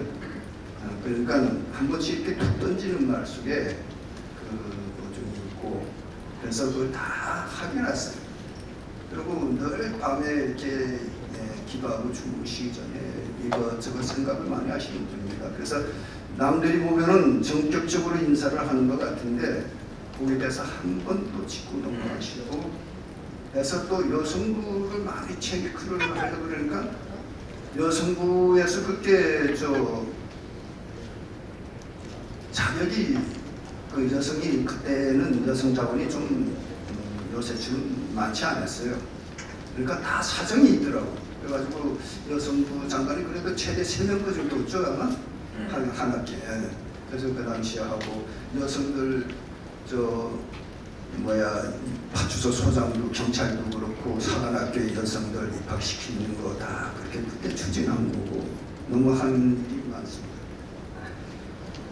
그다음에 이제 그 3당 합당할 때 이제 최웅무 장관 어느 날 집에 갑자기 딴 데서 일을 보시고 이제 집에 들어가시자 그래서 상도동에 가니까 들어가서 다 올라가면서 최웅무 의원이 올 거다 그래서 올라갔어요. 그 최웅무 장관님은 여기 우리 김영품 장관처럼 그 3당 합당 탐탁하게 안 여기고 반대하는 세력이죠 그 당시에 각각.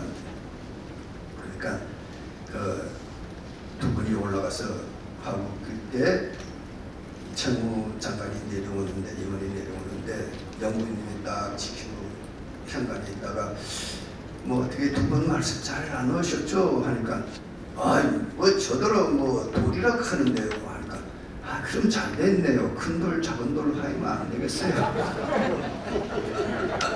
그래가지고 이제 그 당시 꼰대 최무장 의원도 그냥 껄껄 웃고 나가시고 이렇게 해서 3당 합당이 되고 뭐 여러 가지 사연이 있었습니다. 그래서 그게 나오고 이제 87년에 그 뭐 다 나와서 싸우니까 야당 표가 많아도 또 노태우가 대통령이 되는 거예요.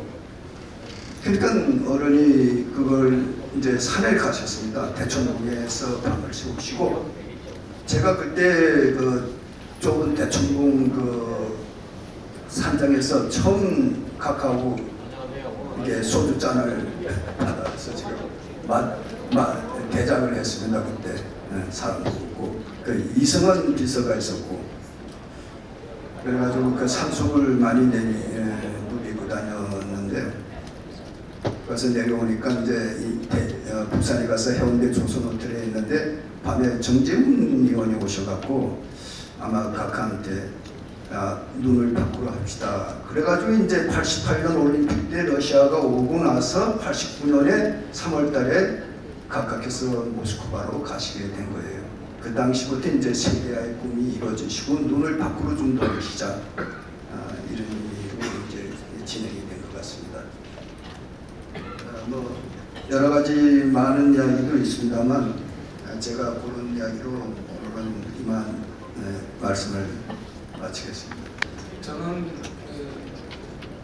김영삼 대통령을 처음 뵌 것이 93년 12월 18일 93년도 말때입니다. 그때가 우루과이 라운드 협상이 이제 막 결론이 난 그 뒤에 청와대에서 처음으로 인사를 드리고 만나 뵙게 됐습니다. 근데 그때 처음으로 이렇게 각하를 만나 뵙게 된 사연이즉슨 우루과이 라운드 협상 때문에 이제 일이 사전에 좀 일이 있었던 것입니다. 우루과이 라운드 협상이 이제 막바지에 가서 일본도 넘어지고 한국의 쌀 시장 개방은 피할 수 없는 하나의 대세가 돼서 이제 마지막으로 한국 하나가 남았는데 과연 우리가 이것을 어떻게 지켜낼 수 있을 것인가 이런 문제인데 이미 이제 당시 경제개발 장관, 농수산부 장관이 대통령께 보고를 드리기를 일본보다 좀 나은 조건으로 우리가 잘하면 관세와 유예기간을 좀 늘리고 또 의무적으로 수입해야 되는 물량을 좀 소량으로 좀 줄이면 일본보다는 조금 좋은 조건으로 한번 추진해보는 것이 저희들이 할 수 있는 마지막 카드다 이렇게 보고를 드리니까 대통령께서도 실무자들이 전부 다 그렇게 보고를 드린 것이기 때문에 더 이상 당신들이 그렇게 생각한다면 그것을 받아들이긴 하지만은 그러나 더 이상 그것을 양보하는 일은 없어야 된다. 이런 당부 말씀 정도로밖에 대통령께서는 하실 다른 대안을 아무것도 없이 그런 상황이었습니다. 이게 12월 30일이고 12월 2일 날 대표단들이 제네바로 가도록 돼 있던 그런 상황입니다. 그런데 저는 사실 90년부터서 우루과이 라운드 협상을 쭉 해오면서 쌀을 어떻게 마지막 순간에 이 쌀을 협상을 딜을 해야 되는데 이것을 어떻게 관리를 해야 될 것이냐 하는 문제에 대해서 4년 동안을 쭉 연구하고 그 대안을 구상하고 이렇게 했던 그 사람입니다. 개인적으로. 그러나 이제 마지막 순간 대통령께 보고 드릴 어떤 기회를 가지고 있지 못했는데 정부 대표단이 이런 내용으로 대통령께 보고를 드렸다는 얘기를 저도 정보 라인을 통해서 듣고 나서 대단히 이제 화가 났거든요. 분노를 하고 이런 정도의 그냥 미봉책으로 협상을 마무리 지으려고 하는 정부 협상 대표단에 대해서 문제를 제기해야만 하겠다 해가지고 조선일보사를 찾아가서 거기서 마침 경제국장으로 후배가 있었는데 통사정을 하고 이 문제를 좀 언론에 내줘서 그냥 이렇게 부탁을 했습니다. 그래서 일본이 협상을 미국하고 일본이 협상을 끝내기 때문에 우리는 더 불리해진 것이 아니라 더 유리해졌고 여건이 더 좋아졌고 우리는 미국과 협상을 하기에 따라서는 대단히 유리한 협상을 가져올 수도 있다 하는 내용으로 인터뷰를 해서 그 기사가 12월 1일자에 신문에 조선일보에 발표가 돼서 특필이 됐습니다. 이 신문 기사에 대해서 반응을 보인 분이 강인성 국무총리인데 점심시간에 국무총리실을 들어오라고 해서 간접으로 들어가서 점심을 같이 하자고 얘기를 하시더라고요.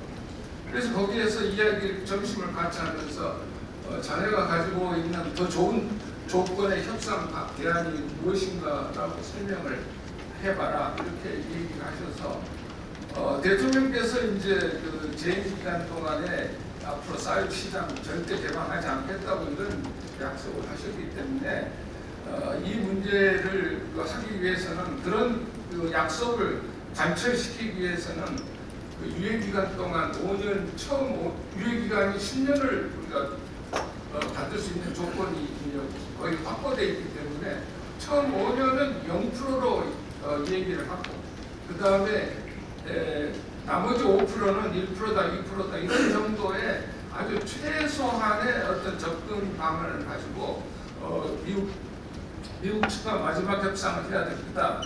그런데 한 가지 이제 그 협상 방식이 있습니다. 그것은 실무자들의 이 협상은 해결할 수 있는 조건이 아니고 대통령께서 직접 클린턴 대통령하고 담판을 하셔야만 하는 그런 협상입니다. 이것은 그렇지 않고서는 해결이 되지 않습니다.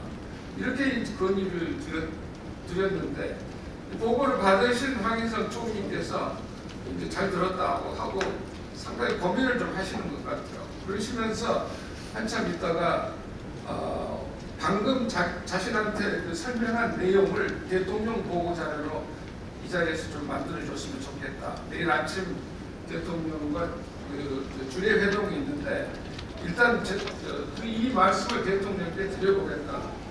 그래서 만약에 이제 대통령께서 이걸 수용하면 이제 그런 하나의 얘기가 이제 좀 오고 같습니다. 그래서 그날 12월 1일 날 그 내용의 이제 그 대통령 보고 자료를 꼭 만들어 드리고 제가 이제 제 사무실로 돌아왔는데 전화가 와가지고 또 추가로 말씀하시는 게 만약의 경우에 이 대통령께서 이걸 수용을 하면 이제 클린턴 대통령과 언제 전화를 해야 하는지 그리고 협상의 동향이 어떻게 돌아가고 있는지에 대해서 정확한 사정을 알아야 되니까 자네가 제네바로 갈 준비를 하고 공항에 나가서 대기를 하고 있어라. 그리고 결과를 기다리라. 이렇게 또 지시가 와서 총리실에서 제가 이제 12월 2일 날 정부 대표단이 출발하는 날 저도 공항에 나가서 대기를 하고 있었죠. 그랬더니 11시경에 전화가 오는데 대통령이 이걸 수용했다 했으니까 바로 가라. 그리고 지금 정부 대표단이 대통령께 보고해서 승인을 받은 협상 조건은 없는 것으로 다 결정을 내려서 대통령 비서실에서 정부 대표단 허신행 단장한테 지시를 해서 앞으로 정부 대통령한테 보고했던 협상 전략은 없다. 그리고 지금부터서는 완전히 새로운 협상을 진행하도록 해라.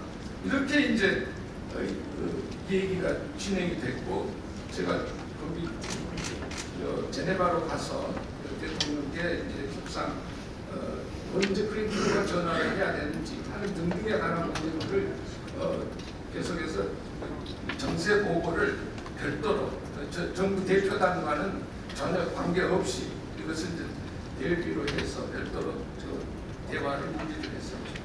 그리고 나서 대통령께서 7일날 12월 7일날 클린턴과 전화 협상을 하게 됐고 그리고 그 협상 자리에서 이제 소위 말해서 일종의 모라토리움이라고 하는 0%를 얘기를 하면서 자신의 이제 여러 가지 얘기를 하고 제시를 하니까 클린턴이 상당히 답답한 자기로서는 난감한 그런 얘기도 하면서 그러나 자관 검토를 하도록 하겠다고 해서 실무진들한테 이제 처음부터 지시가 났고 그것이 그 연장선상에서 0%는 도저히 안 되겠으니까 1% 정도를 하도록 그렇게 각하의 뜻을 생각해서 1%라는 숫자를 그렇게 생각하겠습니다 해서 1%라는 숫자가 정해졌고 그것이 5년간 1%에서 2%로 이렇게 하는 아주 파격적인 그 쌀 시장 개방 조건에 대한 내용들이 그때 만들어졌습니다.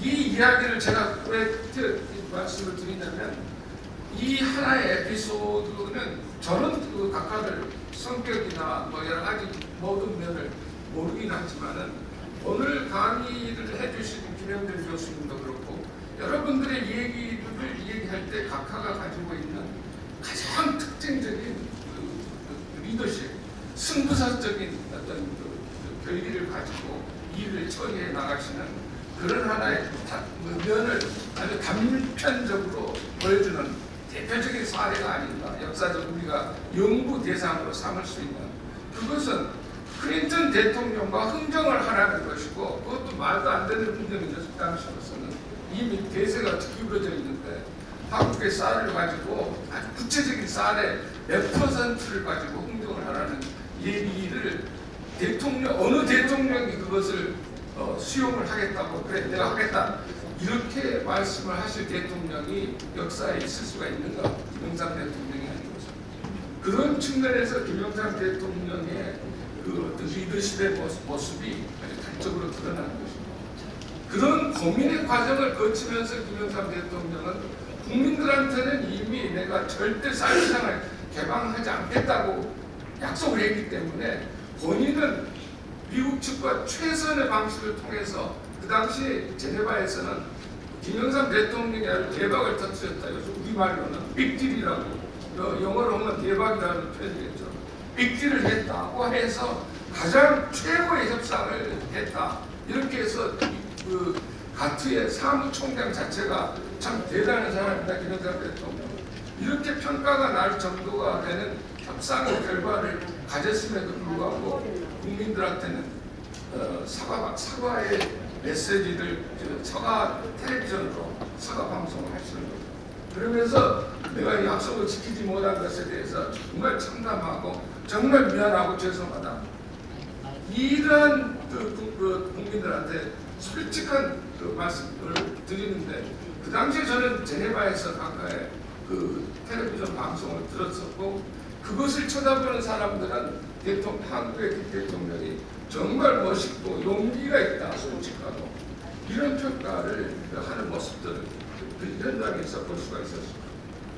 그리고 이 각하는 이 우루과이 라운드라는 것을 통해서 이 국제사회가 지금 어떻게 변동된다는 것이 변하고 있는 것인가를 아주 몸으로 그냥 절절하게 느끼셨던 것이고 그런 다음에 94년도에 우루과이 라운드라는 것이 협정이 타결되고 나서 국회 비준 동의를 받는데 여야 간에 이제 논쟁이 붙었고 여기 김영삼 대통령께서 이 자서전에 나눠서 굉장히 그 당시에 그 서운했던 감정, 야당 대표, 특히 김대중 대표한테 서운했던 감정이 김대중 대통령, 야당 대표도 우루과이 라운드 협상이 이 시대적인 문제고 그것은 쌀 시장의 이 문제라는 것이 자기가 대통령 자리에 있으면 결정해야만 하는 그런 문제임에도 불구하고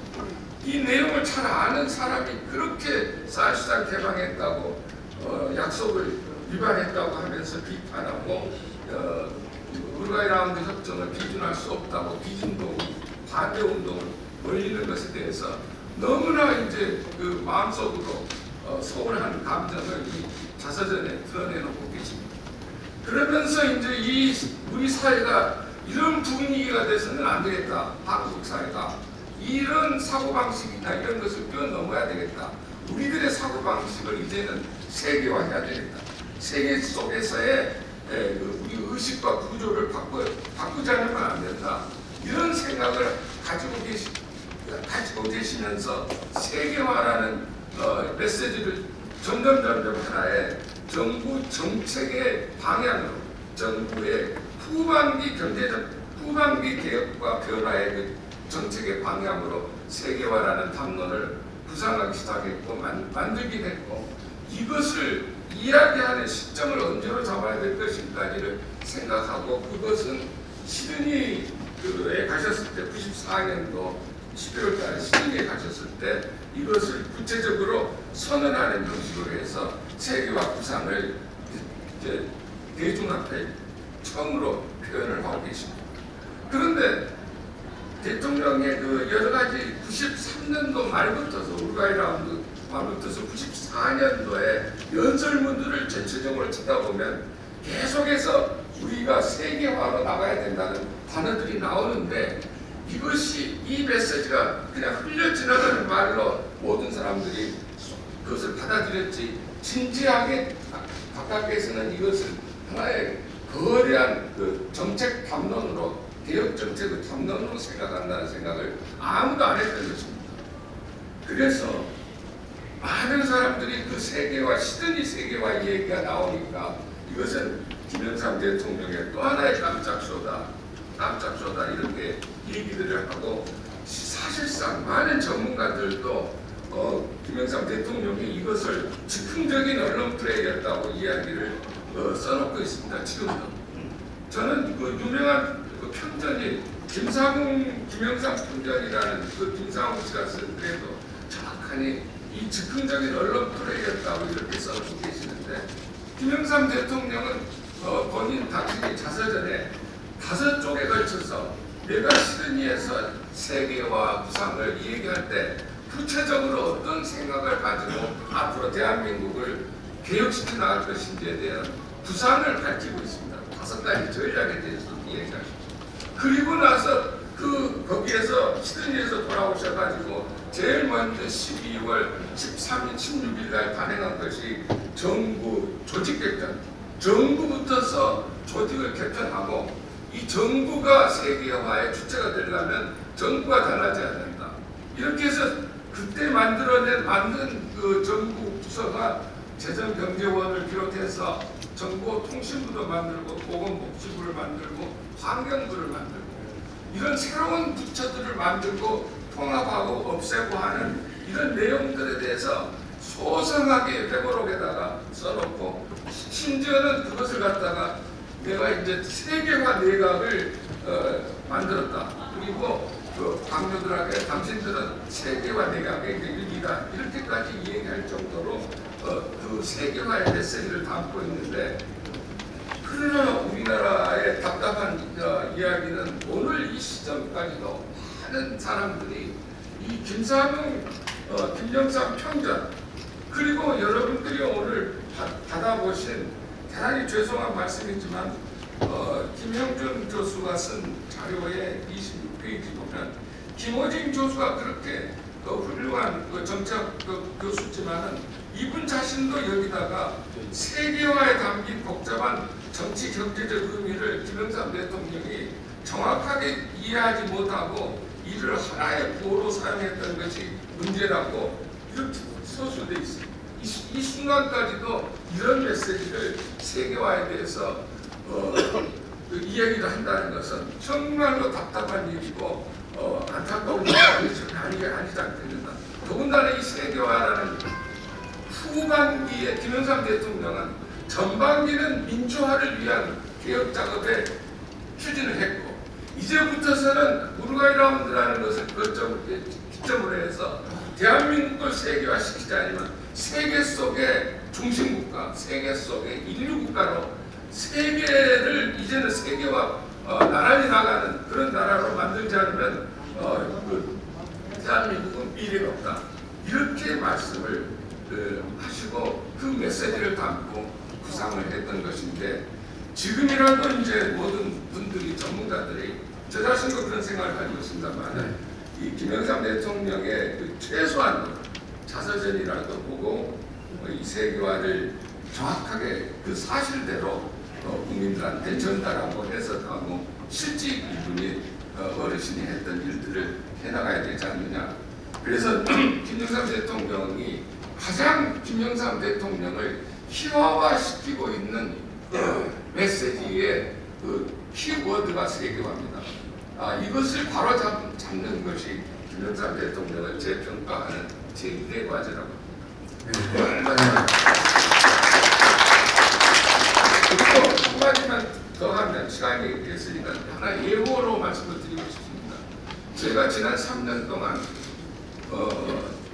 IMF 1997년 외환위기는 왜 일어났으며 IMF 환란이 왜 일어났느냐, 그리고 이 환란의 책임과 관련해서 김영삼 대통령과 그 책임이 어디까지가 김영삼 정책인 책임 말고 실질적으로 대통령은 아무것도 모르고 한 것이다. 이 실무, 예를 들면 지휘자였던 강경식 부총리와 임창렬 부총리는 어떠한 책임이 있는 것이냐. 이 두 사람들은 이런 문제에 관해서 굉장히 고민을 많이 했고, 그 문제에 관해서 나름대로 더더군다나 국가부도의 날이라는 영화가 상영된 다음에 너무 실망하고 너무 말이 안 되는 얘기를 영화가 만들어져서, 그래서 이제 분노를 하고 거기에 대한 자료를 조사를 시작해서 그분들의 책임에 대해서 제가 글을 쓴 게 있습니다. 네, 우리 최한국 수석께서 정말 가슴 속에 절규를 해주셨습니다. 제가 한마디만 네.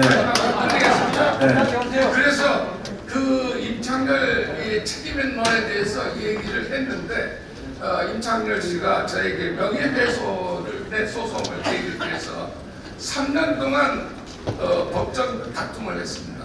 그리고 22년 5월 달에 이제 거의 이제 1년이 되어 가는데 5월 달에 대법원에서 승소를 했습니다. 네, 감사합니다.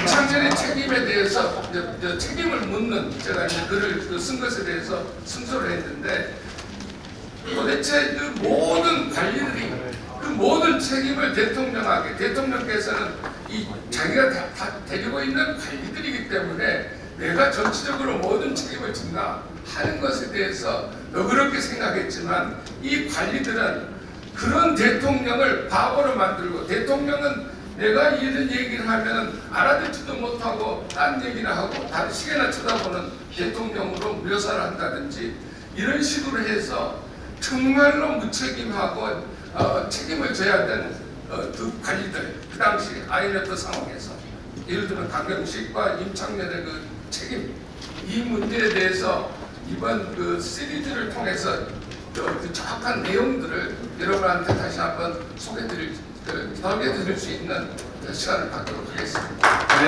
우리 전장님께서 5분 동안 요청받은 이 토론 시간에 20분을 넘게 아주 가슴 속에 절규를 해주셨는데 저는 그걸 충분히 이해를 합니다. 김영삼 대통령께서는 정말 나라를 생각하시는 분이었고 그리고 대한민국의 대통령 어느 대통령보다도 밑에서 모시고 있는 사람들을 확실하게 편하게 해주신 분이었습니다. 그리고 제 개인적인 경험은 1분만 말씀드린다면 그런 의미에서 김영삼 대통령을 직접 모시든 아니면 서울대 교수로 간접적으로 모시든 뵙고서 말씀드린 내용이 그 다음날 아침 조선일보에 일면 톱으로 나올 때 그때 그 학자로서의 그 느끼는 그 뿌듯한 느낌 그리고 직접 모실 때 꾸지람도 들었지만 그러나 이 모든 결정을 할 때 보고를 하면은 그 자리에서 된다 안 된다 결정을 해주셨기 때문에 모실 수 있는 최고의 상사가 아니었나 하는 생각을 합니다. 그런 의미에서 우리 김영삼 대통령의 그 구체적인 그 치적에 대해서 드릴 말씀이 엄청나게 많습니다만은 또 야당 지도자로서도 김영삼 대통령은 나라를 먼저 생각하셨지 본인이냐 당을 생각하시지 않으셨습니다. 만약에 지금과 같은 상황에서 야당 지도자를 하셨다면 일본과의 관계 개선을 통해서 한일 관계를 미래지향적으로 풀어가는 데 대해서 김영삼 대통령은 절대로 제2의 이완용이니 삼전도의 구력이니 이런 식으로 하지 않고 적극적으로 한일 관계가 미래지향적으로 가는 것을 동의하셨습니다. 맞습니다. 정말로 생각만 해도 아쉬운 우리의 지도자셨습니다. 네, 감사합니다. 김동영 김영삼 민주센터 이사장, 이각범 문민정부 출범 30주년 행사 준비위원장님께 감사와 축하의 말씀을 드립니다. 대한민국 최초의 문민정부 출범과 민주주의 발전을 위해서 노력해오신 민추협 회원 여러분과 행사 추진을 지원해 주신 장시간 이렇게 함께 해주신 여러분께 다시 한번 감사의 말씀을 드립니다. 일일이 모든 분들께 인사를 드리지 못합니다. 저는 지금 이 시간에는 김영삼 민주센터 이사장 입장에서 좀 여러분께 소개를 드릴까 합니다. 제가 김영삼 민주센터 이사회에서 30주년 문민정부 출범 30주년과 관련한 모든 행사를 저와 저희 민주화 김영삼 민주센터의 이 30주년 행사 준비위원장이신 우리 이각범 위원장이 전권을 받았습니다.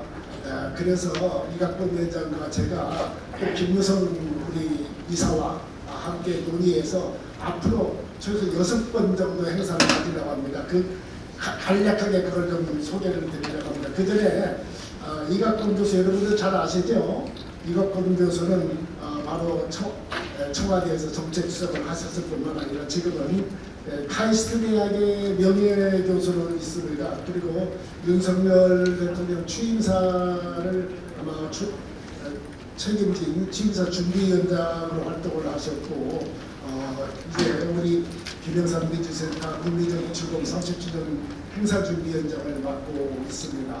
그래서 오늘 사회까지도 담당했다는 말씀드리고 오늘 이 행사를 출발점으로 해서 두 번째 행사는 4월쯤 가질 예정인데 문민정부가 출범하기 전까지의 김영삼 대통령의 민주화운동, 다시 말해서 민주사학회나 민주화 추진협의회 참여율이라든가 유화랑쟁, 또 개헌투쟁, 2.12 선거혁명 이런 것들을 다루려고 합니다. 세 번째는 금융실명제라든가 부동산 실명제, 그리고 고위공직자 재산 공개, 그리고 정경유착 근절 등을 주제로 해서 부패 없는 투명한 나라 건설이라는 주제로 5월 초쯤 가질 예정으로 있습니다. 그리고 네 번째는 지금 한 6월쯤 해서 할 얘기인데 하나의 척결, 군의 정치개입 금지, 지방자치제 전면 실시, 역사 바로 세우기, 그리고 조선 청독부 청사철거 이런 것을 기본으로 해서 민주개혁과 성숙한 민주주의라는 주제로 할 예정이고 다섯 번째로는 바로 고속 정보화에 관련한 좀 구체적인 논의를 좀 할까 합니다. 우리가 오늘 이 선진국에 진입할 수 있었던 것은 우리가 정보화 산업을 착설하기 시작해서 KTX를 시공한다든가 인천공항을 설계 시공한다든가 초고속 정보통신망, CDMA 이런 것들이 기초가 되어서 오늘날 정보화 시대의 개발을 이루었습니다. 그래서 9월쯤 이 행사를 할 예정이고 마지막으로 여기서 많은 논의가 세계화에 관한 논의가 있었는데 세계화 그리고 IMF와 관련된 이런 문제를 좀 10월달쯤 이렇게 다루면서 또 필요하다면 잠도 먹고 더 개선할 수 있겠습니다. 그리고 여러분께서 적극적으로 참여해 주셔서 그런 여러분의 의견을 반영해 주신다면 이각범 준비위원들과 함께 이런 것을 논의해서 더 알찬 문민정부 출범 30주년이 진정한 대한민국 민주화의 30주년이었다는 것이 증명하는 그런 행사로 금년을 보낼까 합니다. 오늘 너무 시간이 늦었습니다. 죄송합니다. 그러나 너무너무 감사합니다. 식사를 같이 해주셨으면 합니다. 문민정부 그럼 사랑합니다 한번 해주시죠. 문민정부 한번 외쳐주세요. 이사장님께서. 문민정부 사랑합니다.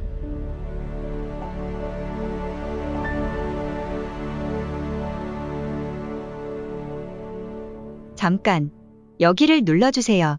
구독과 좋아요를 눌러주시는 분들에게 건강과 행운 장수를 기원합니다.